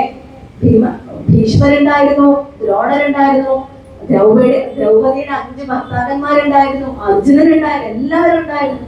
ദ്രൗപദി ഇവരൊക്കെ ഇങ്ങനെ മാറി മാറി മാറി നോക്കിയിത്രേ ആരാ രക്ഷയ്ക്കെത്തുക എന്ന് പറഞ്ഞിട്ട്. പക്ഷെ ആർക്കും ഒന്നും ചെയ്യാൻ സാധിച്ചില്ല. ആ സമയത്ത് താൻ പാതി ദൈവം പാതി എന്ന് വിചാരിച്ചിട്ട് മടിക്കുത്തിൽ ഇങ്ങനെ കൈ പിടിച്ചിട്ട് കൃഷ്ണ എന്ന് പറഞ്ഞ് ഭഗവാനെ വിളിച്ചത്. ആ സമയത്ത് ഭഗവാൻ രുക്മിണിയുടെ കൂടെ നർമ്മസല്ലാപം ചെയ്തുകൊണ്ടിരിക്കുക. ആ സമയത്താണ് ഇങ്ങനെ ഒരു വിളി കേട്ടത്. അപ്പൊ ഭഗവാന്റെ കണ്ണ് നിറഞ്ഞു എന്നാണ് പറയുന്നത്. കണ്ണ് നിറഞ്ഞപ്പോ രുക്മിണി ചോദിച്ചു, എന്തിനാ ഒന്ന് കരയുന്നത്, എന്താണ് അങ്ങയുടെ സങ്കടം? അപ്പൊ പറഞ്ഞു, എനിക്ക് എന്റേതായിട്ടുള്ള ഒരു സങ്കടങ്ങളും ഇല്ല, പക്ഷേ എനിക്ക് സങ്കടം ദ്രൗപദി ആലോചിച്ചിട്ടാണ്. പാഞ്ചാലി ഒരു വലിയ യുഗത്തിൽപ്പെട്ടിരിക്കുക, പക്ഷേ എന്നെ ഒരു കൈ മാത്രമേ എനിക്ക് തന്നിട്ടുള്ളൂ. എന്നെ പൂർണ്ണമായിട്ടും ശരണം പ്രാപിച്ചിട്ടില്ല. എന്നെ പൂർണ്ണമായിട്ടും ശരണം പ്രാപിച്ചാലേ എനിക്ക് രക്ഷിക്കാൻ സാധിക്കുള്ളൂ എന്നാണ് പറഞ്ഞു. അപ്പോ കുറെ നേരം ഭഗവാനെ വിളിച്ചു. അവസാനം വരുന്നത് പോലെ വരട്ടെ എന്ന് വിചാരിച്ചിട്ട് മടിക്കുത്തിൽ നിന്ന് കൈയെടുത്ത് 2 കൈയും മുകളിൽ വെച്ചുകൊണ്ട് കൃഷ്ണ ഭഗവാനെ രക്ഷിക്കണേ എന്ന് പറഞ്ഞ് വിളിച്ചപ്പോ ആ ഭഗവാനാണ് അവിടെ എത്തിയതല്ലേ. വസ്ത്രാക്ഷേപം, വസ്ത്രം ഒരിക്കലും തീരാത്ത രീതിയിൽ ഇങ്ങനെ വന്നുകൊണ്ടിരുന്നു. അവിടെയും രക്ഷയ്ക്കെത്തിയത് ഭഗവാൻ തന്നെ. ഇതാണ് നമ്മൾ മനസ്സിലാക്കേണ്ടത്. അചഞ്ചലമായിട്ടുള്ള ഭക്തി. ഭഗവാനോട് യാതൊരു സംശയവും നമുക്ക് വേണ്ട. അനന്യാചിന്തയന്തോ മാം യേ ജനാഃ പര്യുപാസതേ തേഷാം നിത്യാഭിയുക്താനാം യോഗക്ഷേമം വഹാമ്യഹം എന്നാണ് ഭഗവാൻ പറഞ്ഞു. വേറൊരു ചിന്തയില്ലാതെ, ഒരു ചിന്തയില്ലാതെ ആരാണോ എന്നെ പര്യുപാസിക്കുന്നത്, എന്നെ ആരാണോ ഉപാസിക്കുന്നത്, അവരുടെ യോഗക്ഷേമത്തെ ഞാൻ വഹിച്ചുകൊള്ളും. ഇങ്ങനൊരു ഉറപ്പ് നമുക്ക് ഭഗവാന്റെ അടുത്ത് നിന്നല്ലാതെ വേറെ ആരുടെ അടുത്ത് നിന്ന് നമുക്ക് കിട്ടുക? ഇങ്ങനൊരു ഉറപ്പ് അല്ലേ? നമ്മുടെ മക്കളുടെ അടുത്ത് നമുക്ക് കിട്ടുമോ? ഇല്ല. നമ്മുടെ ഭർത്താക്കന്മാരുടെ അടുത്ത് നിന്ന് ഒന്നും നമുക്ക് ഇങ്ങനൊരു ഉറപ്പ് നമുക്ക് കിട്ടില്ല. പിന്നെ നമുക്ക് കിട്ടുന്ന ഉറപ്പ് എവിടെ നിന്നാണ്? നമ്മുടെ മാതാപിതാക്കളിൽ നിന്ന് കിട്ടും. അത് അമ്മയുടെ അടുത്ത് നിന്ന് അല്ലെ? അമ്മയുടെ അടുത്തിൽ നിന്ന് നമുക്ക് ഇങ്ങനെ ഒരു ഉറപ്പ് കിട്ടും. അതായത് ദേവി, അത് നവരാത്രി സമയത്ത് നമ്മൾ ദേവിയുടെ ആരാധന നവരാത്രി സമയത്ത് മാത്രമല്ല, ദേവിയെ നമ്മൾ ആരാധിക്കുന്നത് അമ്മയുടെ രൂപത്തിലാണ്. അതുകൊണ്ടുള്ള കാരണം എന്താ? അമ്മയും മക്കളും തമ്മിൽ വിശിഷ്ടമായിട്ടൊരു ബന്ധമാണ്. ആ ബന്ധം മനസ്സിലാക്കണമെങ്കിൽ ശങ്കരാചാര്യരുടെ അവസ്ഥ, ശങ്കരാചാര്യരുടെ കാര്യം നമ്മൾ അറിയണം. അതായത് ആദിശങ്കരൻ ജനിച്ചത് വളരെ സങ്കടത്തിലാണ്. അച്ഛൻ നേരത്തെ മരിച്ചു, ദാരിദ്ര്യായിരുന്നു. അച്ഛന്റെ ശവശരീരം സംസ്കരിക്കാനുള്ള പൈസ പോലും കയ്യിലുണ്ടായിരുന്നില്ല. അമ്മ കുറെ കഷ്ടപ്പെട്ട് ത്യാഗങ്ങൾ സഹിച്ചാണ് മകനെ വളർത്തിക്കൊണ്ടിരുന്നത്. ആ സമയത്ത് മകനാണെങ്കിൽ അതിയായിട്ടുള്ള ആഗ്രഹം സന്യാസിയാവണം. അപ്പൊ അമ്മ സമ്മതിച്ചില്ല. എനിക്ക് ഒരാളേ ഉള്ളൂ, നീ സന്യസിക്കാൻ പോയ ഞാൻ എന്താ ചെയ്യാം എന്ന് ശങ്കരാചാര്യോട് പറഞ്ഞു. അങ്ങനെ ഒരു ദിവസം കാലടി പുഴയിൽ കുളിക്കാനായിട്ട് ഇറങ്ങിയപ്പോ മുതല വന്ന് കാലിൽ പിടിച്ചു എന്നാണ് പറയുന്നത്. അപ്പോ ശങ്കരാചാര്യ കുഞ്ഞാണ്, 4-5 വയസ്സുള്ളപ്പോ തന്നെ ഉപനിഷത്തുകൾക്കൊക്കെ വ്യാഖ്യാനം എഴുതിയിട്ടുള്ള ഒരാളാണ്. ഭഗവാന്റെ പരമശിവന്റെ അവതാരമാണ് എന്നാണ് പറയുന്നത്. അപ്പൊ അമ്മയോട് പറഞ്ഞു, ഞാൻ ജീവനോടെ ഇരിക്കണമെങ്കിൽ, മുതലെന്റെ പിടിവിടണമെങ്കിൽ എന്നെ സന്യസിക്കാൻ അനുവദിക്കണം എന്ന് പറഞ്ഞു. അപ്പൊ അമ്മ മനസ്സിൽ എന്താ ആലോചിക്കാം, മകനെ കണ്ടുകൊണ്ട് കണ്ടില്ലെങ്കിലും സാരമില്ല, എവിടെയെങ്കിലും ജീവനോടെ ഇരിക്കട്ടെ എന്ന് പറഞ്ഞിട്ട് അമ്മ സമ്മതിച്ചു. പക്ഷെ അമ്മയ്ക്കൊരു ഉറപ്പ് കൊടുത്തു. എന്താ ഉറപ്പ് കൊടുത്തത്? എവിടെയാണെങ്കിലും അമ്മ എപ്പോഴാണോ എന്നെ സ്മരിക്കുന്നത് ആ സമയത്ത് ഞാൻ എത്തിക്കൊള്ളാം എന്ന് പറഞ്ഞിട്ടൊരു ഉറപ്പ് അമ്മയ്ക്ക് കൊടുത്തു ശങ്കരാചാര്യൻ. പക്ഷെ അമ്മ പിന്നെയും കഷ്ടപ്പാട്, മകന്റെ ഓർമ്മകൾ ഇങ്ങനെ കഴിഞ്ഞു. പക്ഷെ മകനെ ബുദ്ധിമുട്ടിച്ചില്ല. ഓർത്ത് കഴിഞ്ഞാൽ മകൻ വരും, അവൻ എവിടെയെങ്കിലും പോയി സുഖമായിട്ട് ഇരിക്കട്ടെ. ജഗദ്ഗുരുവായിട്ട് മാറിയിരുന്നു ശങ്കരാചാര്യൻ. സന്യാസിവര്യനായി, ശ്രേഷ്ഠനായി ഒരുപാട് മഠങ്ങൾ സ്ഥാപിച്ചു. ജഗദ്ഗുരുവാണ്, ലോകത്തിന്റെ ഗുരുവായിട്ട് വലിയ നിലയിലെത്തി മകൻ. അപ്പോ മകനെ ബുദ്ധിമുട്ടിക്കണ്ട എന്ന് വിചാരിച്ചിട്ട് അമ്മ മകനെ ഓർത്തതേയില്ല. പക്ഷെ മരണസമയം എടുത്തപ്പോ മകനെ കാണാനായിട്ടൊരു ആഗ്രഹം. അപ്പൊ മനസ്സുകൊണ്ട് പറഞ്ഞുത്രേ, മനസ്സുകൊണ്ട് വിചാരിച്ചു, ശങ്കര നീ എവിടെയാ, എനിക്ക് നിന്നെ ഒന്ന് കാണണം ശങ്കര എന്ന് പറഞ്ഞു. അപ്പോ അളകാ നദിയുടെ തീരത്തില് സമാധി അവസ്ഥയിൽ ഇരിക്കുകയായിരുന്നു ശങ്കരാചാര്യൻ. അപ്പൊ അമ്മയുടെ വിളി അവിടെ കേട്ടു. അപ്പൊ ഉടനെ അമ്മയുടെ അടുത്തേക്ക് എത്തി. അല്ലെ അറിയാം, അമ്മ വിളിച്ചറിഞ്ഞു, അമ്മയുടെ അടുത്തേക്ക് ഓടിയെത്തി. അവിടെ എത്തി മകനെ കൺകുളൊക്കെ കണ്ടിട്ട്, ശങ്കര മോനെ നീ വന്നോ എന്ന് പറഞ്ഞിട്ട് ഭഗവാന്റെ രൂപം കാണിച്ചു കൊടുത്തു ശങ്കരാചാര്യൻ അമ്മയ്ക്ക് കാണാനായിട്ട്. ഭഗവാന്റെ രൂപത്തെ കണ്ടുകൊണ്ട് അവര് ദേഹം വെടിഞ്ഞു. അവിടെയാണ് നമ്മൾ മനസ്സിലാക്കേണ്ടത്, ദേഹം വെടിഞ്ഞപ്പോ അദ്വൈത ബോധമാണ്. ആരോടും സംഘമില്ല ശങ്കരാചാര്യ സന്യാസിയെ, ആരോടും സംഘമില്ല, ഒരു ബന്ധങ്ങളും ഇല്ല സന്യാസിയായ. പക്ഷെ അങ്ങനെയുള്ള ആ സന്യാസി വരെ എന്റെ കണ്ണുകൾ പോലും അറിഞ്ഞോന്ന്. അതാണ് അമ്മയോടുള്ളൊരു ബന്ധം. അത് കഴിഞ്ഞിട്ട് അമ്മയുടെ കാൽക്കൽ നമസ്കരിച്ചിട്ട് മാതൃപഞ്ചകം എഴുതി. 5 ശ്ലോകങ്ങളാണ് മാതൃപഞ്ചകം. അതില് ആദ്യത്തെ ശ്ലോകം ഇങ്ങനെയാണ്: ആസ്താം താവതീയം പ്രസൂതി സമയേ ദുർവാരശൂലം യഥാ നൈരുജ്യം തനിശോഷണം മലമയീ ശയ്യാജ സാംവത്സരി ഏകസ്യാപി ന ഗർഭഭാരഭരണ ക്ലേശസ്യ യസ്യാ ക്ഷമോ ദാതും നിഷ്കൃതിരുന്നതോപി തനയസ്തസ്യൈ ജനന്യൈ നമഃ. അതായത് ആസ്തം അവിടെ ഇരിക്കട്ടെ. എന്ത്? പ്രസൂതി സമയേ ദുർവാരശൂലവ്യഥ, പ്രസവ സമയത്ത് അമ്മ അനുഭവിച്ച ആ കഠിനമായിട്ടുള്ള വേദന അതവിടെ നിൽക്കട്ടെ. അതുമാത്രല്ല, നൈരുജ്യം തനിശോഷണം, രുചിയില്ലായ്മ, ശരീരം ക്ഷീണിക്കാം. കുഞ്ഞിന് വേണ്ടി ഏത് സമയം കുഞ്ഞിന്റെ ചിന്ത തന്നെയാണ്. കുഞ്ഞിന് ആഹാരം കിട്ടാനായിട്ട് നമ്മൾ നമ്മുടെ ശരീരത്തെ ശ്രദ്ധിക്കും. മക്കൾക്ക് വേണ്ടി നമ്മൾ ഭക്ഷണം കഴിക്കും ആ സമയത്ത്. അത് കഴിഞ്ഞ് പ്രസവിച്ചു കഴിഞ്ഞാൽ 1 വർഷം മലത്തിലും മൂത്രത്തിലുമാണ് ഇങ്ങനെ കുഞ്ഞു കിടക്കുക. ആ സമയത്ത് അതിനൊന്നും ഒരു വിരോധവും ഇല്ല. അപ്പത്തി നമ്മൾ കഴിച്ചില്ലെങ്കിലും നമ്മുടെ വയറും കുറുക്കി കൊടുത്ത് മകന് ഭക്ഷണം കൊടുക്കും അമ്മ. അപ്പോ അങ്ങനെയുള്ള അമ്മയുടെ ത്യാഗങ്ങൾക്ക് മുമ്പിൽ മകൻ എത്ര ഉന്നതനാണെങ്കിൽ പോലും പകരം വെക്കാൻ ഒന്നുമില്ല. എനിക്ക് പകരം കൊടുക്കാൻ സാധിച്ചില്ലല്ലോ അമ്മേ, എനിക്കൊന്നും ചെയ്യാൻ സാധിച്ചില്ലല്ലോ എന്ന് പറഞ്ഞിട്ട് അമ്മയുടെ കാൽക്കൽ സാഷ്ടാംഗ നമസ്കരിക്കാൻ. അത് കഴിഞ്ഞിട്ട് പിന്നെ ഒരു കാര്യം കൂടെ പറഞ്ഞു: മുക്താമനിസ്ത്വം നയനമ്മേതി രാജേതി ജീവേതി ചിരം സുഖത്വം ഇത്യുക്തവത്യാസ്തവ വാജിമാതേ തദാമ്യഹം ദണ്ഡുലമേവ ശുഷ്കാം. അതായത് മുക്താമണിസ്തം, എന്റെ മുത്തല്ലേ, എന്റെ രാജാവല്ലേ, എന്റെ കരളല്ലേ എന്നൊക്കെ പറഞ്ഞിട്ടല്ലേ അമ്മ മക്കളെ വളർത്ത വാത്സല്യത്തോടുകൂടെ. അങ്ങനെ പറഞ്ഞിട്ടുള്ള അമ്മയുടെ വായിൽ തണ്ടുലമേവ ശുഷ്കം, തണ്ടുലം എന്ന അരിയാണ്, ഉണങ്ങിയ ആ അരി കൊടുക്കാൻ മാത്രമേ എനിക്ക് സാധിച്ചുള്ളൂ എന്ന് പറഞ്ഞിട്ട് അമ്മയെ സാഷ്ടാംഗം നമസ്കരിക്കാം. അതാണ് അമ്മയായിട്ടുള്ള ഒരു വിശിഷ്ട ബന്ധം എന്ന് പറയുന്നത്. നമുക്ക് എന്തെങ്കിലും പ്രതീക്ഷിക്കാനുണ്ടെങ്കിൽ അത് മാതാപിതാക്കളിൽ നിന്നാണ് എന്നാണ് ഞാൻ പറഞ്ഞു വന്നത്. അപ്പോ എല്ലാവരോടും നമ്മൾ ചെയ്യുന്ന കടമ നമ്മൾ ചെയ്യാം, പക്ഷേ തിരിച്ചൊന്നും പ്രതീക്ഷിക്കരുതെന്നാണ്. ഭഗവാനിൽ ഭഗവത് അർപ്പണമായിട്ട് നമ്മുടെ കർമ്മങ്ങളൊക്കെ ചെയ്യാം. അതായത് യുദ്ധകളത്തില് ഗാന്ധീവം സംസ്ഥത്തെ ഹസ്താദ് എന്ന് പറഞ്ഞിട്ടാണ് അർജുനൻ നിന്നത്. എന്റെ കൈ ഇങ്ങനെ വരച്ചിട്ട് കയ്യിൽ നിന്ന് ഗാന്ധീവം താഴേക്ക് പോവാം, എനിക്ക് ഒന്നും ചെയ്യാൻ പറ്റുന്നില്ല, ഞാൻ ഇനി എന്താണ് ചെയ്യേണ്ടത്? ഈ സ്വജനങ്ങളെ കൊന്നിട്ട് എനിക്ക് എന്തിനാണ് രാജ്യം, എനിക്ക് എന്തിനാണ് ഇങ്ങനൊരു ഭരണം, എനിക്കൊന്നും വേണ്ട കൃഷ്ണ എന്ന് പറയുന്ന സമയത്താണ് ഭഗവാൻ മൈ സർവാണി കർമാണി സന്യസി അധ്യാത്മചേതസ എന്ന് പറഞ്ഞിട്ട് അർജുനോട് പറയും, എല്ലാ കർമ്മങ്ങളും എന്നിൽ അർപ്പിച്ചിട്ട് നിരാശയിൽ നിർമ്മമവും ഭൂത്വ ബുദ്ധ്യസിൽ ഗതജ്വരഃ, നിരാശ ആശ വയ്ക്കാതെ, മമതയില്ലാതെ, എന്റേതെന്ന മോഹമില്ലാതെ, ദുഃഖമില്ലാതെ യുദ്ധം ചെയ്യുക അർജുന എന്നാണ് പറഞ്ഞത്. അത് നമ്മളോട് തന്നെ പറഞ്ഞു. എല്ലാം ഭഗവാന്റെ പാദങ്ങളിലുള്ള അർപ്പണമാണ്, ഭഗവത് അർപ്പണമാണ് ഭാഗവതം. ഭഗവാനിൽ അർപ്പിതമായിട്ടുള്ള മനസ്സ്, അത് തന്നെയാണ് ഭാഗവതം. ഭാഗവതം തന്നെയാണ് കൃഷ്ണൻ ഭഗവാൻ തന്നെ പറഞ്ഞിട്ടുണ്ടല്ലേ.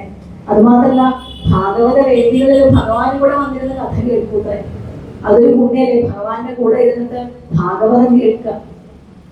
ശ്രവണം കീർത്തനം വിഷ്ണു, സ്മരണം പാദസേവനം, അർച്ചനം വന്ദനം ദാസ്യം, സഖ്യം ആത്മനിവേദനം എന്ന് പ്രഹ്ലാദൻ ഹിരണ്യകശിപുവിനോട് പറയുന്നുണ്ട്. ശ്രവണം, കേൾക്കൽ തന്നെയാണ് പ്രാധാന്യം.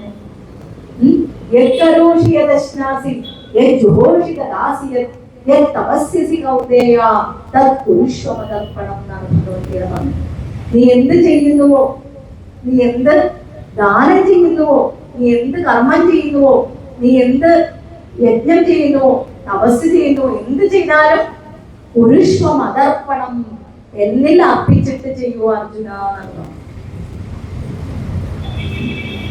നിഷ്കാമ ഭക്തി പലതരത്തിലുണ്ട്. കാമഭക്തി ഉണ്ട്, നിഷ്കാമ ഭക്തി ഉണ്ട്, സാധ്യഭക്തി ഉണ്ട്, സാധനാഭക്തി. ഏറ്റവും പ്രധാനമായിട്ടുള്ള രണ്ട് വിഭാഗം എന്ന് പറയുന്നത് കാമഭക്തിയും നിഷ്കാമഭക്തിയാണ്. കാമഭക്തി എന്ന് പറഞ്ഞാൽ എന്താ? ഒരു ആഗ്രഹം മനസ്സിൽ വെച്ചുകൊണ്ട് ഭഗവാനെ ഭജിച്ചുകൊണ്ടിരിക്കും, അതാണ് കാമഭക്തി. അത് നമുക്ക് നടക്കും, ആഗ്രഹ പൂർത്തീകരണം നടക്കും. പക്ഷേ ആ കാമം കിട്ടിക്കഴിഞ്ഞാൽ അത് അവിടെ തീർന്നു എന്നുള്ളത് തന്നെയാണ്. പിന്നെ നമ്മള് ഈശ്വര സാക്ഷാത്കാരത്തിലേക്ക് നീങ്ങില്ല. പക്ഷെ നിഷ്കാമമായിട്ടുള്ള ഭക്തി, ഒന്നും പ്രതീക്ഷിക്കാതെ ഭഗവാന്റെ കാലുകളിൽ നമ്മുടെ എല്ലാ കർമ്മങ്ങളും ഭഗവാനിൽ അർപ്പിച്ചുകൊണ്ട് ഭഗവത് അർപ്പണമായിട്ട് ഭഗവാനെ സേവിക്കാം. ഭാഗവതം പറയുന്നത് എന്താ? ഭഗവാനോട് പ്രാർത്ഥിക്കേണ്ട തന്നെയാണ്. ഭഗവാനോട് പ്രാർത്ഥിക്കേണ്ട, പ്രാർത്ഥന ഒരു യാചന. ഭഗവാൻ അറിയാം നമുക്ക് എന്താ വേണ്ടത്, സ്തുതിച്ചാൽ മതി എന്നാണ് അല്ലെ. ദേവി മഹാത്മ്യത്തിലൊക്കെ സ്തുതികളല്ലേ, ഭാഗവതത്തിൽ സ്തുതികളല്ലേ, ഗജേന്ദ്ര സ്തുതി, കുന്തി സ്തുതി, ഇതൊക്കെ സ്തുതികളല്ലേ. കുന്തി ദേവി എന്താ ഭഗവാനോട് പറഞ്ഞത്? വിപദസന്തുനശ്വത്താണ്, എല്ലാ കാലത്തും ആപത്തുകളെ തരും ഭഗവാനെ എന്നാണ്. ആപത്തുകളെ എനിക്ക് പേടിയില്ല, എന്തുകൊണ്ടാ? അങ്ങ് ഞങ്ങളുടെ കൂടെ ഉണ്ടെങ്കിൽ എനിക്ക് ആപത്തുകളെ പേടിയില്ല. ആപത്തുകളെ തന്നാലേ അങ്ങ് ഞങ്ങളുടെ കൂടെ ഉണ്ടാവുള്ളൂ എന്ന് ആണെങ്കിൽ ഭഗവാനെ എനിക്ക് ആപത്തുകളെ പേടിയില്ല എന്നാണ് കൃഷ്ണനോട് പറഞ്ഞത്. അങ്ങനെ നമുക്ക് എത്ര പേർക്ക് പ്രാർത്ഥിക്കാൻ പറ്റും? ആപത്തുകളെ തന്നോളൂ എന്നാണ് കുന്തി ദേവി പറഞ്ഞത്. വിപദസന്തുനശ്വത് തത്ര തത്ര ജഗദ്ഗുരോ ഭവതോ ദർശനം യസ്യാദ പുനർഭവ ലക്ഷണം. ഭഗവാന്റെ ദർശനം ഉണ്ടാവുകയാണെങ്കിൽ ഒരു പുനർജന്മം പോലും നമുക്ക് ഉണ്ടാവില്ല. ആ ദർശനം തന്നെയാണ് പുണ്യം. അതുകൊണ്ട് ആപത്തുകളെ തന്നോളൂ ഭഗവാനെ എന്നാണ്. പിന്നെന്താ പറഞ്ഞത്? കുടകളൊക്കെ അന്യഭാവം വെടിഞ്ഞിട്ട് കടലിലേക്ക് തന്നെ ചെന്ന് ചേരാം. അതുപോലെ അങ്ങയിൽ വന്ന് ചേരാനായിട്ട് എന്റെ മനസ്സ് ആഗ്രഹിക്കുന്നു. എനിക്ക് വേറെ ഒന്നും വേണ്ട. മമതാബോധം യദുക്കളിലും എന്റെ ബന്ധുക്കളോടുള്ള മമതാബോധം വിച്ഛേദിച്ചു തരണേ ഭഗവാനെ എന്നാണ്. അങ്ങനെ ഒരു മമതാബോധം നമ്മുടെ മനസ്സിൽ നിന്ന് പോയാൽ മാത്രമേ നമ്മുടെ മനസ്സിൽ ഭഗവാന്റെ പൂർണ്ണമായിട്ടുള്ള രൂപം എല്ലാം ഭഗവത് അർപ്പണമായിട്ട് നമുക്ക് ചെയ്യാൻ സാധിക്കുള്ളൂ. ഭഗവാനിൽ അർപ്പിച്ച് ചെയ്യാൻ. നമ്മൾ എന്ത് ചെയ്യാണെങ്കിലും, മക്കളെ നമ്മൾ വളർത്തും, നമ്മൾ ജോലി ചെയ്യും, നമ്മുടെ ഭർത്താക്കന്മാർക്ക് വേണ്ടതൊക്കെ ചെയ്തു കൊടുക്കും, ഭർത്താവാണെങ്കിൽ ഭാര്യയ്ക്ക് വേണ്ടതൊക്കെ ചെയ്തു കൊടുക്കും, അച്ഛനമ്മമാർക്ക് വേണ്ടതൊക്കെ ചെയ്തു കൊടുക്കും. ഇതൊക്കെ ഒരു ബ്രഹ്മയജ്ഞമായിട്ട് ചെയ്യാം. ഞാനാണ് ചെയ്യുന്നത്, എന്റെ മിടുക്ക് കൊണ്ടാണ് ഇതൊക്കെ ഞാൻ ചെയ്യുന്നത് എന്നുള്ള ധാരണയല്ല.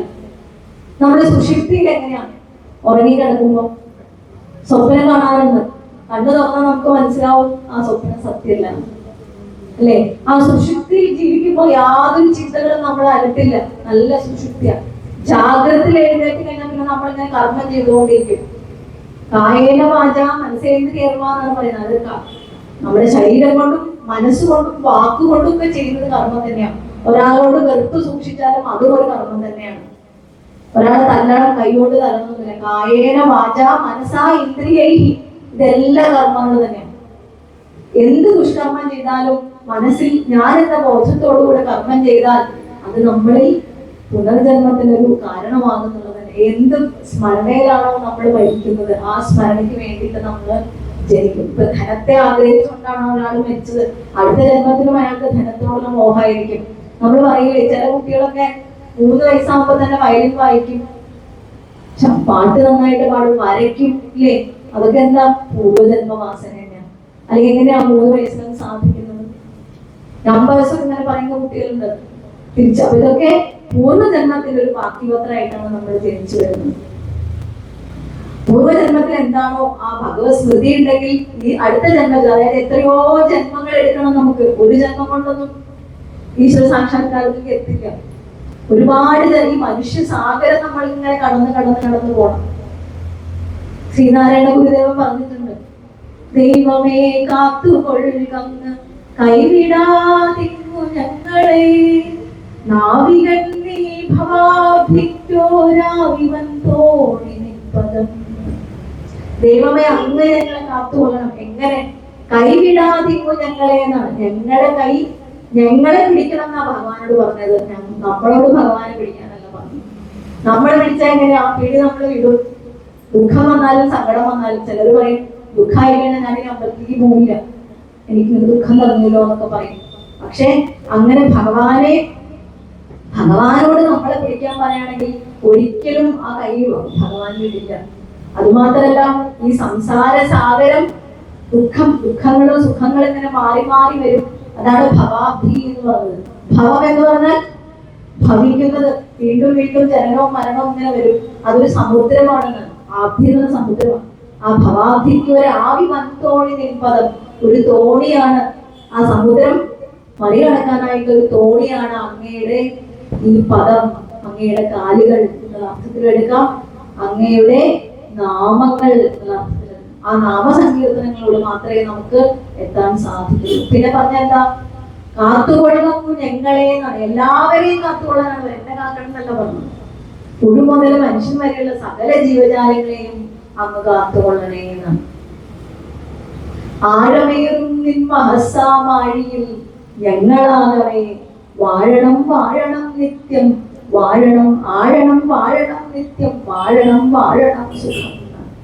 ആഴമേറും നിൻ മഹസാമാഴിയിൽ. ഭഗവാന്റെ മഹാത്മ്യം, ഭഗവാന്റെ സ്വരൂപം എന്ന് പറയുന്നത് ഒരു സമുദ്രം തന്നെയാണ്. ആഴമേറും നിൻ മഹസാമാഴിയിൽ. ആഴണം എന്നാണ് പറഞ്ഞത്. ആ സമുദ്രത്തിലേക്ക് നമ്മളിങ്ങനെ ഇറങ്ങി അങ്ങ് മുങ്ങി കുളിക്കണം എന്നാ പറഞ്ഞത്. സമുദ്രത്തിന്റെ കരയില് ഒരു കയറിനെ പിടിച്ചോണ്ട് ഇറങ്ങാൻ ധൈര്യമില്ലാതെ നിൽക്കരുത്. ആ ഭഗവാന്റെ മഹാത്മ്യത്തിൽ ഇങ്ങനെ ആഴ്ന്നു പോയാൽ, ഇറങ്ങി ഇങ്ങനെ ലയിച്ചു പോയാൽ മാത്രമേ വാഴണം വാഴണം സുഖം. ആ സമയത്ത് നമുക്ക് പരമമായിട്ടുള്ളൊരു സുഖമാണ്. ഭഗവാന്റെ രൂപം മനസ്സിൽ പ്രതിഷ്ഠിച്ചു കഴിഞ്ഞാൽ പിന്നെ യാതൊരു ദുഃഖവും നമ്മൾ അനുഭവിക്കില്ല. നമ്മുടെ ബന്ധുക്കളോ നമ്മുടെ മക്കളോ നമ്മുടെ കൂട്ടുകാരോ ആരൊക്കെ നമ്മൾ ഉപദ്രവിച്ചാലും ആ ഒരു ശക്തി ഈ ലോകത്തെ മുഴുവൻ സംരക്ഷിക്കുന്ന, ലോകത്ത് മുഴുവൻ നിറഞ്ഞു നിൽക്കുന്ന ആ ഒരു ബ്രഹ്മ ചൈതന്യം നമ്മളെ രക്ഷിക്കാനെത്തും. അതന്നെയാണ് കൈപ്പത്തൂര് പറഞ്ഞത്, സാന്ദ്രാനന്ദാവബോധാത്മകം അനുഭവിതം എന്ന് പറഞ്ഞില്ലേ. സാന്ദ്രമായിട്ടുള്ള ആനന്ദം. സാന്ദ്രം എന്ന് പറഞ്ഞാൽ എന്താ? ഇടമുറിയാത്ത ആനന്ദം എന്നാണ്. ഒരിക്കലും നിലയ്ക്കില്ല. അങ്ങനെ ഒരു ആനന്ദമാണ് നമ്മൾ അപ്പം അനുഭവിക്കുന്നത്. അങ്ങനെ ഒരു ബ്രഹ്മതത്വം, ആ പരബ്രഹ്മം ഒന്നിനോട് അതൊരു ഉപമ പോലും ഇല്ല. ദേശകാലങ്ങൾക്കൊരു വ്യത്യാസവും മനുഷ്യരുടെ ഇടയിൽ യാതൊരു വ്യത്യാസം, ദേശത്തോ കാലത്തിനോ അതിന് യാതൊരു വ്യത്യാസവും സംഭവിക്കുന്നില്ല. ഒരുപാട് ശ്രുതികളിലും വേദങ്ങളിലൊക്കെ അതിനെ കുറിച്ച് പറഞ്ഞിട്ടുണ്ട്, ബ്രഹ്മചൈതന്യത്തെ കുറിച്ച് പറഞ്ഞിട്ടുണ്ട്. പരബ്രഹ്മം സർവം ബ്രഹ്മമയം ജഗത്ത് എന്നാണ്. അഹം ബ്രഹ്മാസ്മി, പ്രജ്ഞാനം ബ്രഹ്മ. ഉപനിഷത്തൊക്കെ പറയുന്നത് ആ ബ്രഹ്മചൈതന്യത്തെ കുറിച്ച് തന്നെയാണ്. അങ്ങനെ ഒരു ബ്രഹ്മചൈതന്യം ഇപ്പൊ ഗുരുവായൂരിൽ വിളങ്ങുന്നുണ്ട് എന്നാണ്. അത് ഹന്തഭാഗ്യം ജനാനാം, അത് ജനങ്ങളുടെ ഒരു മഹാഭാഗ്യമാണ് എന്നാണ് വേദത്തിൽ പറഞ്ഞത്. അപ്പോ ആ ബ്രഹ്മചൈതന്യത്തെ മനസ്സിലാക്കിയാൽ പിന്നെ സാന്ദ്രമായിട്ടുള്ള ആനന്ദമാണ്, ഇടമുറിയാത്ത ആ ആനന്ദമാണ് നമ്മൾ അനുഭവിക്കേണ്ടത്. ഇതുവരെ അനുഭവിച്ചില്ലെങ്കിൽ ഇനിയെങ്കിലും അനുഭവിക്കാം. അതായത് അതിനുള്ള ആദ്യത്തെ പടി എന്ന് പറയുന്നത് എന്താ? ചെയ്യുന്ന എല്ലാ കർമ്മങ്ങളും ഈശ്വരാർപ്പണമായിട്ട് ചെയ്യാം. ഒരാൾക്ക് ദാനം കൊടുത്തു, അല്ലെങ്കിൽ ഒരാൾ നോക്കി പുഞ്ചിരിച്ചു, അല്ലെങ്കിൽ ഒരാൾ നല്ലൊരു വാക്ക് പറഞ്ഞു. പൈസ കൊണ്ട് എല്ലാവരെയും സഹായിക്കണമെന്നില്ല. നമ്മുടെ വാക്കുകൊണ്ടോ നമ്മുടെ പ്രവൃത്തി കൊണ്ടോ നമുക്ക് ഒരാൾക്ക് സഹായിക്കാം. ഭക്ഷണം കൊടുക്കാം. ഇതൊന്നും എന്റെ മെടുക്കല്ല. നമ്മുടേതായിട്ട് ഈ ലോകത്ത് ഒന്നുമില്ല. നമുക്ക് നമ്മുടെ ഭാവം എന്തായിരിക്കണം? അന്യഥാ ശരണം നാസ്തി ത്വമേവ ശരണം മമ തസ്മാത് കാരുണ്യഭാവേന രക്ഷ രക്ഷ മഹാപ്രഭോ എന്ന് പറഞ്ഞിട്ട് ദീർഘദണ്ഡ നമസ്കാരം, ഇത് മാത്രമേ നമ്മുടെ കയ്യിലുള്ളൂ. ഭഗവാൻ നമ്മൾ പരീക്ഷിക്കുമ്പോ നമ്മൾ പറയില്ലേ, ഭഗവാൻ എന്നോട് കരുണ കാട്ടിയില്ല, ഏത് സമയവും ഭഗവാനെ വിളിക്കുക, പക്ഷെ എന്തുകൊണ്ടാ ഭഗവാൻ എന്നെ രക്ഷയ്ക്ക് എത്താത്തത്, അതുകൊണ്ട് ഇനി മുതൽ ഞാൻ അമ്പലത്തിലേക്ക് പോവില്ല എന്നൊക്കെ പറയും. ഇങ്ങനെ ഇരുന്നവർക്ക് വേണ്ടിയിട്ട് ശ്രീരാമ പരമഹംസൻ കാളി ഉപാസനയുടെ ഒരു മൂർത്തിഭാവമായിരുന്നു. സദാസമയം ദേവിയുടെ മുമ്പിൽ വന്നിരിക്കും. അവിടെ നിന്ന് എഴുന്നേക്കില്ലാത്ര, ചിലപ്പോൾ ദിവസങ്ങളോളം എഴുന്നേക്കില്ല. എന്നിട്ട് ദേവി ഇങ്ങനെ അലങ്കരിക്കും, മാലകൾ ഇങ്ങനെ അണിയിക്കും, ആ സൗന്ദര്യം ഇങ്ങനെ നോക്കി സന്തോഷിച്ചിരിക്കും. എന്നിട്ട് ഒരു കുട്ടി അമ്മയെ അനുസരിക്കുന്നത് പോലെ അമ്മേ എന്ന് വിളിച്ചിട്ട് ദേവിയുടെ മുമ്പിൽ തന്നെയായിരുന്നു സദാസമയം. ദേവി ഉപാസനയുടെ ഒരു മകുടോദാഹരണമാണ് ശ്രീരാമ പരമഹംസൻ. എന്നിട്ട് പറയൂത്രേ, എന്റെ മുമ്പിൽ ഒന്ന് പ്രത്യക്ഷപ്പെടണം, എനിക്കൊന്ന് കാണണം. ഈ സങ്കടം തന്നെ ഏത് നേരം ദേവിയോട് ഇതാ പറയാം. അങ്ങനെ ദേവി ശ്രീരാമ പരമഹംസ ദേവന്റെ മുമ്പിൽ പ്രത്യക്ഷപ്പെടുമായിരുന്നു എന്നാ പറയുന്നത്. അങ്ങനെ ഈ 24 മണിക്കൂറും സദാസമയവും ദേവിയുടെ മുമ്പിൽ ഇരിക്കുമ്പോ വീട്ടുകാരെല്ലാരും കൂടെ കല്യാണം കഴിപ്പിക്കാൻ തീരുമാനിച്ചു. കാരണം നൊസ്സാണ്, വട്ടായി പോയി എന്ന് വിചാരിച്ചിട്ട് കല്യാണം കഴിഞ്ഞാൽ ആ ഭ്രാന്ത് മാറുമെന്ന് വിചാരിച്ച് കല്യാണം കഴിപ്പിച്ചു. ശാരദാദേവിയെ കല്യാണം കഴിപ്പിച്ചു. അപ്പൊ കല്യാണം കഴിപ്പിച്ചിട്ട് എന്താ പറഞ്ഞെന്നറിയോ? ദാമ്പത്യ ജീവിതം എന്റെ അടുത്തുനിന്ന് പ്രതീക്ഷിക്കേണ്ട, എനിക്ക് ദേവിയായിട്ടോ അമ്മയായിട്ടോ കാണാനേ സാധിക്കുള്ളൂ എന്ന് പറഞ്ഞു. അത് അവര് മനസ്സാവരിച്ചു. അതുകൊണ്ട് നല്ലൊരു ദാമ്പത്യം, നല്ലൊരു ജീവിതമായിട്ട് പരസ്പരം മനസ്സിലാക്കിയിട്ട് അവർ ജീവിച്ചു. അപ്പൊ ദേവി ഉപാസനയുടെ ഒരു മകുടോദാഹരണമാണ് ശ്രീരാമ പരമഹംസൻ. അദ്ദേഹം ഒരു കഥ പറയും. ഒരു രാജാവ് ഒരു മന്ത്രി ഉണ്ടായിരുന്നു. രാജാവ് എവിടെ പോവാണെങ്കിലും മന്ത്രി കൂടെ ചെല്ലും, നായാട്ടിന് പോകുമ്പോഴും ഒക്കെ കൂടെ ചെല്ലും. അങ്ങനെ രാജാവ് മരണപ്പെട്ടു. അടുത്തതാരാ? രാജകുമാരൻ രാജസ്ഥാനം ഏറ്റെടുത്തു, രാജഭരണം ഏറ്റെടുത്തു. അങ്ങനെ മന്ത്രിയുടെ കൂടെ ഈ രാജാവും മന്ത്രിയും കൂടെ ഒരു ദിവസം നായാട്ടിന് പോയിട്ട്, അപ്പൊ നായാട്ടിന് പോയപ്പോ ഈ രാജകുമാരന്റെ കൈ മുറിഞ്ഞു. അപ്പൊ കൈ മുറിഞ്ഞപ്പോ മന്ത്രി സാരില്ല, അത് അത്ര കാര്യമാക്കില്ല, അത് നന്നായി എന്ന് പറഞ്ഞു. ഇത് രാജകുമാരന് ഇഷ്ടപ്പെട്ടില്ല. അപ്പൊ പറഞ്ഞു, നിങ്ങൾ എന്റെ മന്ത്രിയല്ലേ, എന്റെ കൈ മുറിഞ്ഞിട്ട് നിങ്ങൾക്ക് എന്താ ഒരു ശ്രദ്ധയില്ലാത്തത്, അതുകൊണ്ട് നിങ്ങളെ ഞാൻ തടവിലാക്കുക എന്ന് പറഞ്ഞിട്ട് മന്ത്രിസ്ഥാനത്ത് നിന്ന് ഒഴിവാക്കിയിട്ട് കൊണ്ട് ജയിലിൽ കൊണ്ടടച്ചു. പിറ്റേ ദിവസം ഈ രാജാവ് തന്റെ നായാട്ടിന് പോയി. കയ്യിലൊരു മുറിവുണ്ട്, മുറിവ് കെട്ടി വെച്ചേക്കണം. നായാട്ടിന് പോയി. അപ്പൊ ആ സമയത്ത് കാട്ടാളന്മാരെ ആക്രമിച്ചു. എന്നിട്ട് പിടിച്ചു വലിച്ചു കൊണ്ടുപോയി അവരുടെ ധർമ്മദേവത്തിന് ബലി കൊടുക്കാനായിട്ട് കൊണ്ടുപോയി. അപ്പൊ കൊണ്ടുപോയിട്ട് അവരുടെ ആ കാട്ടാളന്മാരുടെ നേതാവ് തലമൂത്താള് വന്നു. അപ്പോ ബലിമൃഗത്തിനൊരു ഒരു കണ്ടീഷൻ ഉണ്ട്, ഒരു നിയമമുണ്ട്. കാരണം ബലിമൃഗത്തിന് യാതൊരു മുറിവും ശരീരത്തിൽ ഉണ്ടാവാൻ പാടില്ല. അപ്പോ ഇയാള് ശരീരം മുഴുവൻ പരിശോധിച്ചപ്പോ കയ്യിലൊരു മുറിവ്. അപ്പൊ പറഞ്ഞു, ഇയാളെ ബലി കൊടുക്കാൻ സാധിക്കില്ല. അപ്പോഴാണ് മന്ത്രി പറഞ്ഞത് ഇയാളുടെ മനസ്സിൽ ഓർമ്മ വന്നത് ഈ മുറിവ് നല്ലതിനായി. തിരിച്ചു വന്ന് മന്ത്രിയുടെ കാൽക്കലും വീഴുവത്രേ. എന്നിട്ട് പറഞ്ഞു അങ്ങ് പറഞ്ഞത് സത്യമാണ്. അപ്പൊ പറഞ്ഞു അത് മാത്രമല്ല സത്യം, അങ്ങ് എന്നെ ജയിലിൽ അടച്ചത് സത്യമായില്ലേ, നന്നായില്ലേ, അല്ലെങ്കിൽ എന്താ ഈ മന്ത്രി കൂടെ പോയിട്ടുണ്ടെങ്കിൽ അയാളെ കുറിച്ച് വലിയ കൊടുക്കില്ലേ. അപ്പൊ രണ്ട് കാര്യം നന്നായി. ഇതാണ് ദൈവനിശ്ചയം എന്ന് പറയുന്നത്, ഇതാണ്. അപ്പൊ നമ്മുടെ മുമ്പില് നമ്മൾ പറയും, നമ്മുടെ എല്ലാ സമയത്തും ഭഗവാൻ നമ്മുടെ കൂടെ പ്രൊട്ടക്ഷന്, നമ്മുടെ കൂടെ രക്ഷയ്ക്ക് എത്തും തന്നെയാണ്. അത് പരമായിട്ട് നമ്മൾ വിശ്വസിക്കണം. ഈ കഥ അതാണ് നമ്മൾ മനസ്സിലാക്കിയത്. നിങ്ങളൊരു കാര്യം സംഭവിച്ചതിന് തിരിഞ്ഞു നോക്കിക്കോളൂ, അതിന്റെ മുമ്പിൽ ഒരു ഉദ്ദേശം ഉണ്ടാവും ഭഗവാൻ, ഉറപ്പാണ്. അവിടെ എന്ത് വേണം? ഭക്തി വേണം മനസ്സിന്. പാൽപ്പായസം തരാനായിട്ട് ഭഗവാൻ റെഡിയാ. പായസം ഉണ്ടാക്കി വെച്ച് കാത്തിരിക്കുക. പക്ഷെ കഴിക്കുന്ന ആൾക്ക് പായസം ഇഷ്ടമല്ലെങ്കിലോ നമ്മളത് സ്വീകരിക്കുമോ? മോക്ഷം തരാനായിട്ട് ഭഗവാൻ തയ്യാറാണ്, പക്ഷെ നമ്മൾ ആ പാതയിലൂടെ സഞ്ചരിക്കുന്നില്ല. അതിനൊരു കാരണം ഭഗവത്ഗീതയിൽ പറയുന്നുണ്ട്, മനുഷ്യാണാം സഹസ്രേഷു കശ്ചിത് യതതി സിദ്ധയേ യതതാമപി സിദ്ധാനാം കശ്ചിൻ വാപ്പേത്തി തത്വതഃ. അതായത് കോടാനുകോടി ജനങ്ങളില് 1000 പേര് മാത്രമേ എന്നെ അറിയാൻ ശ്രമിക്കുന്നുള്ളൂ എന്നാണ്. ആ 1000 പേരിൽ ഒരാൾ മാത്രമേ എന്നെ പൂർണ്ണമായിട്ട് അറിയുന്നുള്ളൂ എന്നാണ് ഭഗവാൻ തന്നെ പറഞ്ഞു വെച്ചിരിക്കുന്ന റേഷ്യോ. അപ്പൊ നമ്മൾ എന്താ ചെയ്യേണ്ടത്? 1000 പേരിൽ ഒരാളാവാനായിട്ട് നമ്മൾ ശ്രമിക്കാം. ദ്രൗപദിയുടെ കഥയാണെങ്കിലും കുന്തിദേവി ആണെങ്കിലും നമ്മളിങ്ങനെ നിരന്തരം അനുസന്ധാനം ചെയ്യണം. ഒരു ഭാഗവതം വായിച്ചു അല്ലെങ്കിൽ ഒരു പുസ്തകം വായിച്ചു, എന്താണ് ഭഗവാൻ പറഞ്ഞത്, ഞാൻ ആര്, ഈ ജഗത്തെന്ത്, എന്റെ അകത്ത് നിറഞ്ഞിരിക്കുന്ന ആ ചൈതന്യം എന്താണ് എന്ന് നിരന്തരമായിട്ട് നമ്മൾ ഈ ഭഗവാന്റെ നാമങ്ങൾ പറയുക ചെയ്താൽ മാത്രമേ നമ്മുടെ മനസ്സിൽ ആ രൂപം തെളിഞ്ഞു വരുള്ളൂ. അപ്പൊ നമുക്ക് എല്ലാ ദുഃഖങ്ങളെയും മറന്നിട്ട് മേൽപ്പത്തൂര് പറഞ്ഞ പോലെ സാന്ദ്രമായിട്ടുള്ള ആനന്ദം നമുക്ക് അനുഭവിക്കാം. മേൽപ്പത്തൂരിന്റെ കാര്യം നമുക്കറിയാം. വാതരോഗം വന്നുല്ലേ, ഗുരുവിന്റെ വാതരോഗം ഏറ്റെടുത്തതാ ഗുരുഭക്തി. അത്രമാത്രം ഭക്തിയാണ് ഗുരുവിന്. അപ്പൊ ഗുരുവിന്റെ തൃക്കണ്ടിയൂർ അച്യുത പിഷാരടിയാണ് ഗുരു. അദ്ദേഹത്തിന്റെ വാതരോഗം ഏറ്റെടുത്തു.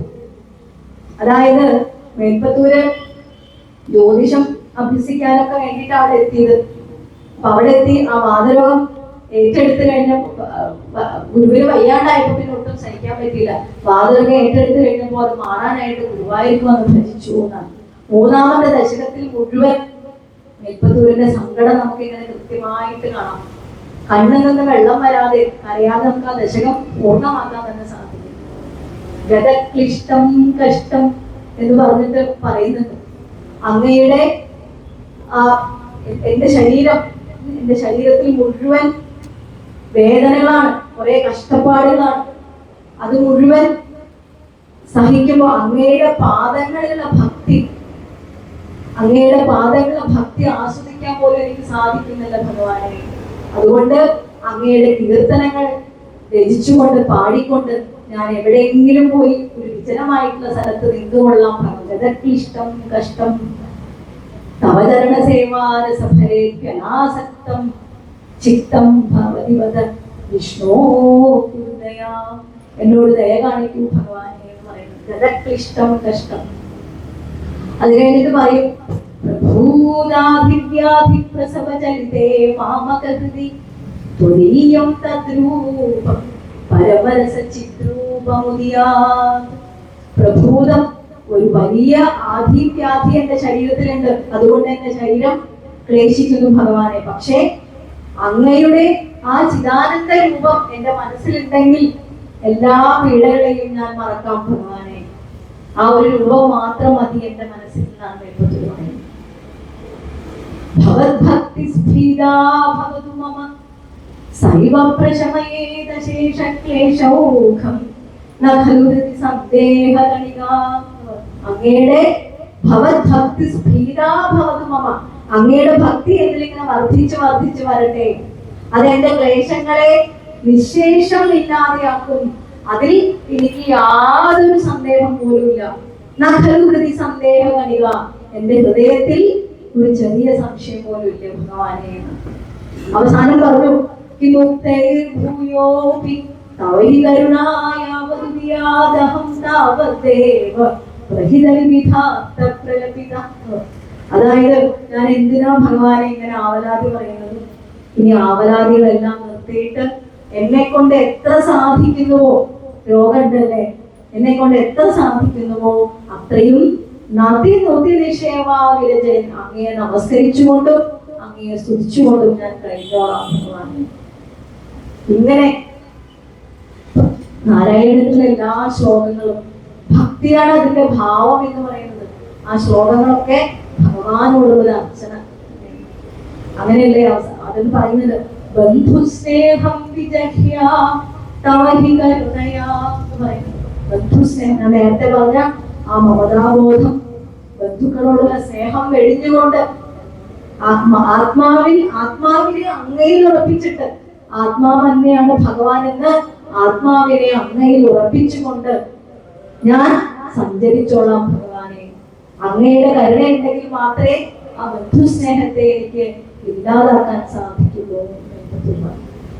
ഒരുപാട് അർത്ഥമുള്ള സങ്കടമുള്ള ശ്ലോകം. അത് ഭഗവാനെ വിളിച്ചു പ്രാർത്ഥിക്കുകയാണ് ചെയ്യുന്നത് രോഗം മാറാനായിട്ട്. അങ്ങനെ അവസാനം എന്താ? അഗ്രേ പശ്യാമി തേജോതിഘടകളതരായാപനീയോധനീയം പീയൂഷാപ്ലാവിതോഹം തദനു തദുദരേ ദിവ്യകൈശോരവേഷം. അല്ലെ, അഗ്രേ പശ്യാമി എന്ന് പറഞ്ഞു. ഭഗവാനെ എന്റെ മുമ്പില്, അഗ്രേ എന്ന മുമ്പിലാണ്, മുമ്പിൽ ഞാൻ കാണുന്നുണ്ട് എന്താണ്? ഒരു കായാമ്പൂവിന്റെ ഇടതൂർന്ന പ്രകാശം, ഒരു നീല വെളിച്ചം ഞാൻ എന്റെ മുമ്പിൽ ശ്രീകോവിലകത്ത് കാണുകയാണ് ഭഗവാനെ. അവിടെ അങ്ങയുടെ ആ കൈശോരവേഷം, യൗവനാരംഭത്തിൽ നിൽക്കുന്ന കൃഷ്ണൻ. അങ്ങനെ ആ കായാമ്പൂവിന്റെ ഒരു നീല വെളിച്ചത്തിൽ അങ്ങയുടെ രൂപം എനിക്ക് കാണാം. ആ രൂപം കണ്ടുകൊണ്ട് എന്റെ കണ്ണിൽ നിന്ന് ആനന്ദാശുക്കൾ പൊഴിക്കുകയാണ് ഭഗവാൻ. അങ്ങയെ എനിക്ക് കാണാം. അതുമാത്രമല്ല, അങ്ങയുടെ ചുറ്റും നാരദാദി മഹർഷികളുണ്ട്, ഗോപികമാരുണ്ട്, സുന്ദരീ മണ്ഡലൈഷ്ഠാണ്, സുന്ദരിമാരൊക്കെ ഇങ്ങനെ നടന്നു നിൽക്കുന്ന ഭഗവാന്റെ രൂപം. കൃഷ്ണ, ഞാൻ അങ്ങയെ കണ്ടു എന്ന് പറയാൻ എങ്ങനെയാ കാണാണ്ടിരിക്കുക? നാരായണത്തിന്റെ ഭാവം എന്ന് പറയുന്നത് ഭക്തി. അത് തന്നെയോ ഭാഗവതം. ഭാഗവതത്തിന്റെ ഭാവം തന്നെ ഭക്തിയാണ്. ഭക്തപ്രാണോഹി കൃഷ്ണശ്ച കൃഷ്ണപ്രാണാഹ വൈഷ്ണവാഹ. ഭക്തന്മാരുടെ പ്രിയനാണ്. ഭക്തന്മാരോട് പ്രിയമുള്ളവരാണ് കൃഷ്ണൻ. എന്നാൽ കൃഷ്ണനോട് പ്രിയമുള്ളവരാണ് വൈഷ്ണവർ. ഭഗവാന് ഭക്തന്മാരോട് വാത്സല്യം, കരുണാതര ചിത്തനാണ് ഭഗവാൻ. ദേവി മഹാത്മ്യത്തിൽ അതന്നെ പറയുന്നത്. യാ ചാമ്പ്രതം ചോദ്ധതൈത്യതാപിതൈ അസ്മാഭിനീശാത സുരൈർ നമസ്യനേ യാജസ്മൃതാ തക്ഷാമേവഹന്തിന സർവാപദോ ഭക്തി വിനമ്രമൂർത്തിഭിഃ. ദേവന്മാരുടെ സ്തുതിയാണ്. ശുഭനിശുഭ മതത്തിന് മുമ്പ് ദേവന്മാരെ സ്തുതിക്കുക. യാ ദേവി സർവഭൂതേഷു മാതൃരൂപേണ സംസ്ഥിത നമസ്തസ്യേ നമസ്തസ്യേ നമസ്തസ്യേ നമോ നമഃ.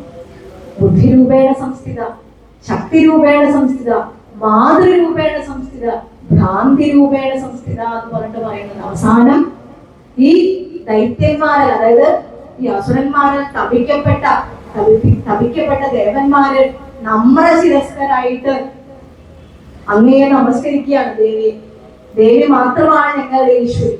ഞങ്ങൾ എപ്പോൾ സ്മരിക്കുന്നു, യാജസ്മൃത, ഏത് സമയത്ത് സ്മരിച്ചാലും ഞങ്ങളുടെ ദുഃഖത്തെ ഇല്ലാതാക്കാനായിട്ട്, ഞങ്ങളുടെ ആപത്തുകളെ ഇല്ലാതാക്കാനായിട്ട് ഞങ്ങളുടെ മുമ്പിലെത്തും.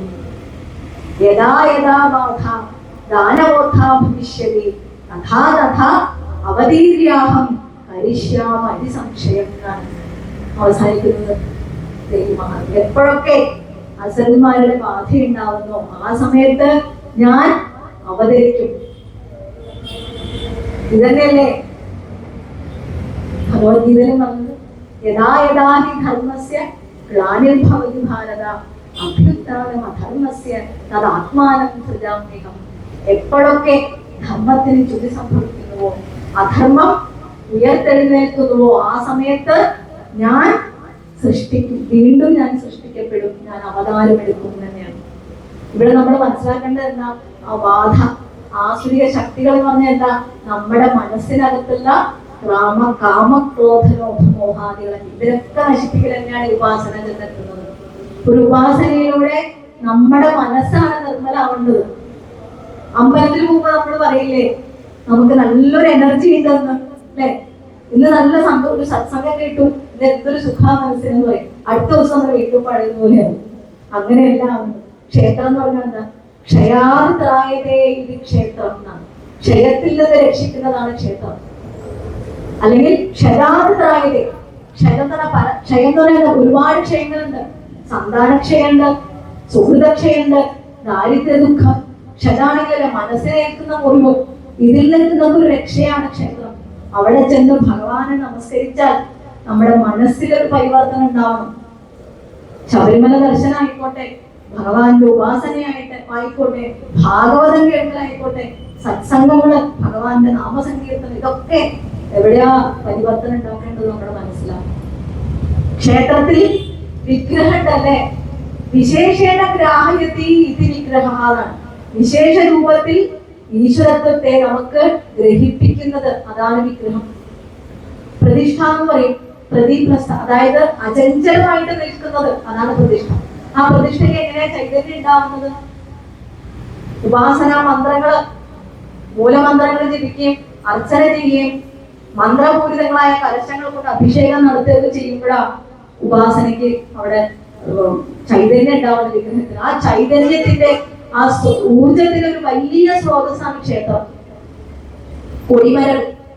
കൊടിമരം എന്താ ഹൈറ്റിൽ നിൽക്കുമ്പോ സൂര്യനിൽ നിന്ന് ആ എനർജി ഊർജത്തെ മുഴുവൻ സ്വീകരിക്കും. കൊടിമരം ചെമ്പ് കൊണ്ടും സ്വർണം കൊണ്ടൊക്കെ അല്ലേ ചുറ്റിയിരിക്കുന്നത്, അതൊക്കെ ഊർജത്തിന്റെ ചാലകങ്ങളാണ്. അപ്പൊ കൊടിമരത്തെ നമ്മൾ സ്പർശിക്കുമ്പോ, ഭഗവാനെ നമസ്കരിക്കുമ്പോ അവിടെ നിന്നുള്ള എനർജി നമ്മുടെ ശരീരത്തിലേക്ക് പ്രവഹിക്കുക. ആ ഊർജം കൊണ്ടാണ് നമുക്ക് തോന്നുന്നത് നമുക്ക് ഇത് നല്ല സുഖമുണ്ട്. അപ്പോ ക്ഷേത്രം എന്ന് പറയുന്നത് നമ്മുടെ ശരീരം. ഇതം ക്ഷേത്രം കൗന്ദേയ, ഇതം ശരീരം കൗന്ദേയ ക്ഷേത്രനിത്യവിധീയതേ. ഈ ക്ഷേത്രം നമ്മുടെ ശരീരം തന്നെ. അതായത് ക്ഷേത്രത്തിലെ പ്രധാന കവാടം മുതൽ ഗർഭഗൃഹം വരെ നമ്മുടെ കാല് മുതൽ തല വരെയുള്ള അവയവങ്ങളായിട്ട് നമുക്ക് കണക്കാക്കണം. അപ്പൊ ക്ഷേത്രം എന്ന് പറയുന്നത് വളരെ പരിശുദ്ധിയോടുകൂടെ, ശുദ്ധമായ വസ്ത്രത്തോടുകൂടെ, നല്ല മനഃശുദ്ധിയോടെ കൂടെ പോയി തൊഴേണ്ട ഒരു സ്ഥലം. അവിടെ ചെന്നിട്ട് ലോകാ സമസ്ത സുഖിനോ ഭവന്തു, നമ്മുടെ കാര്യങ്ങളൊക്കെ നമുക്ക് പറയാം, അതിന് വിരോധമല്ല. അതിന്റെ കൂടെ എല്ലാവർക്കും നന്മ കൊടുക്കണേ എന്നാണ് നമ്മുടെ ഒരു പ്രാർത്ഥന. ഞങ്ങളെ കാത്തുകൊള്ളണം എന്ന് തന്നെ പറയും. ഒന്നൊന്നായി എണ്ണി തൊട്ടെണ്ണം പൊരുളൊടുങ്ങിയാൽ ദൃക്കുപോലുള്ള നിന്നിലസ്പന്ദമാവണം. അതായത് ഇന്ന് ഞാൻ ചെയ്തത് ശ്രേഷ്ഠം, നാളെ ചെയ്തതാണ് ശ്രേഷ്ഠം, ഇതാണ് ശ്രേഷ്ഠം, അതാണ് നല്ലത്, ഇതാണ് നല്ലത് എന്ന് നമ്മുടെ മനസ്സിൽ ധരിച്ചു വെച്ചിരുന്നതൊന്നും ശ്രേഷ്ഠമല്ല എന്ന് മനസ്സിലാവുന്ന ഒരു സമയം, ഭഗവാനെ പൂർണ്ണമായിട്ട് മനസ്സിലാക്കുന്ന ഒരു സമയത്ത് ദൃക്കുപോലുള്ള നിന്നിൽ അസ്പന്ദമാവണം. എന്റെ കണ്ണിന് കാഴ്ച ഉണ്ടെങ്കിൽ, ദൃക്ക് എന്ന് പറഞ്ഞ കാഴ്ചയാണ്, ദൃശ്യം കാഴ്ചയാണ്, ദൃക്ക് കണ്ണാണ്. അപ്പോ നമ്മളൊരു കാഴ്ച കണ്ടാൽ ആ കാഴ്ച അവിടെ വെച്ച് തീരണം. അത് നമ്മുടെ മനസ്സിനകത്തേക്ക് എടുക്കരുത് എന്നാണ്. മനസ്സിനകത്തേക്ക് എടുത്താൽ പിന്നെ നമ്മൾ അതന്നെ ആലോചിച്ചുകൊണ്ടിരിക്കുക, അതിന്റെ പുറകെ പോകും. അപ്പോ ആ ദൃക്ക് പോലെ എന്താണോ സന്തോഷിപ്പിക്കുന്ന ഒരു കാര്യം കണ്ടാലൊക്കെ നമ്മൾ അവിടെ വെച്ച് നിർത്തി കണ്ണിനൊരു ആസ്വാദനമായിട്ട് കാണാം, അത് അകത്തേക്ക് എടുക്കരുത്. അങ്ങനെ ദൃക്ക് പോലെ മനസ്സിനെ നിശ്ചലമാക്കി വെച്ചുകൊണ്ട് എന്റെ മനസ്സ് അല്ലെങ്കിൽ എന്റെ കണ്ണ് ഞാൻ തന്നെ അങ്ങയിൽ അസ്പന്ദമാകണം, നിശ്ചലമാവണം, ഭഗവാനിൽ നമ്മുടെ മനസ്സുറയ്ക്കണം. ഈ ഉപാസനകളും ഈ കഥകളും ഈ ഭാഗവതത്തിലെ കഥകളും നമ്മൾ പഠിക്കുന്ന ഒരുപാടുണ്ട്. ഭാഗവതത്തിൽ ഏതാണ് പറയേണ്ടതെന്ന് എനിക്കറിയില്ല. വൃത്രാസുരൻ, കുന്തി, ഗജേന്ദ്രൻ, ജഡഭരതൻ, ധ്രുവൻ, പ്രഹ്ലാദൻ. ധ്രുവന്റെ മുഖത്ത് ഭഗവാൻ ഇങ്ങനെ ശംഖ് കൊണ്ട് തലോടി എന്ന് പറയുന്നത്. അപ്പോ എന്നിട്ട് ആ കരുണ പൊഴിഞ്ഞു ആ കുട്ടിയോട് കണ്ണടച്ചുകൊണ്ട് ഭഗവാനെ പ്രാർത്ഥിച്ചു. എന്താണോ ചോദിക്കാൻ അത് ചോദിച്ചില്ല ധ്രുവൻ. ഭഗവാനെ കണ്ടപ്പോ ഭഗവാന്റെ സാമീപ്യം മാത്രം മതി തന്നെ. വൃത്രാസുരനും അതന്നെ പറഞ്ഞു, ഗജേന്ദ്രനും അതന്നെ പറഞ്ഞത്.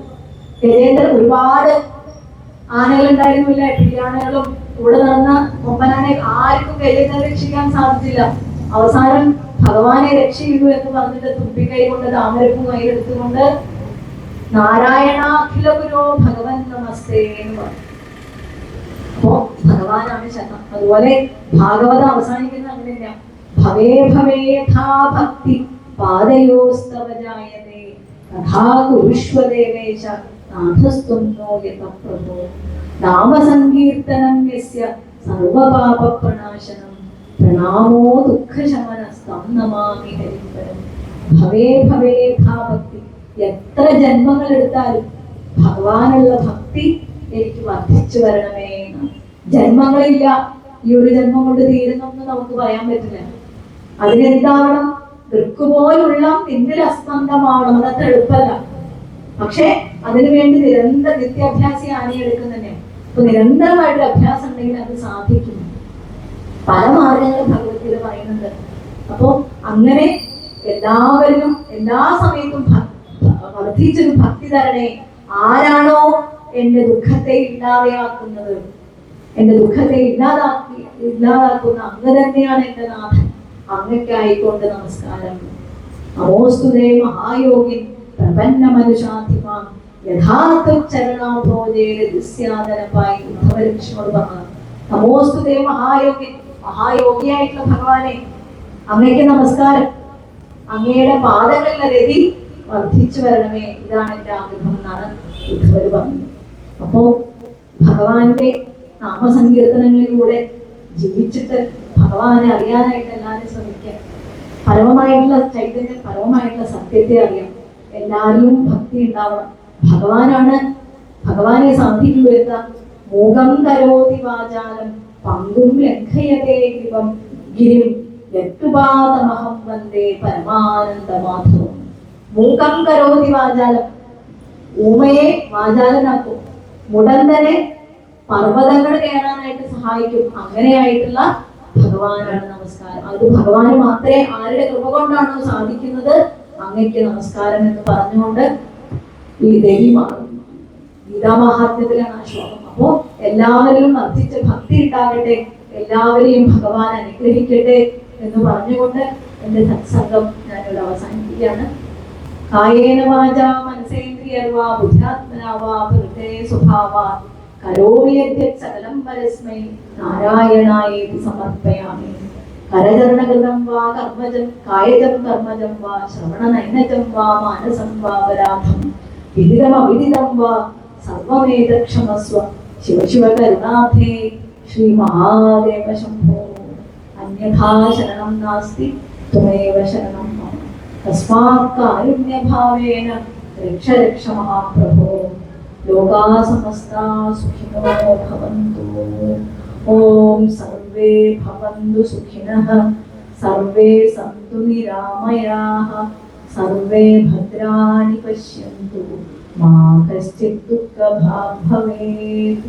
ഓം ശാന്തി ശാന്തി ശാന്തിഃ.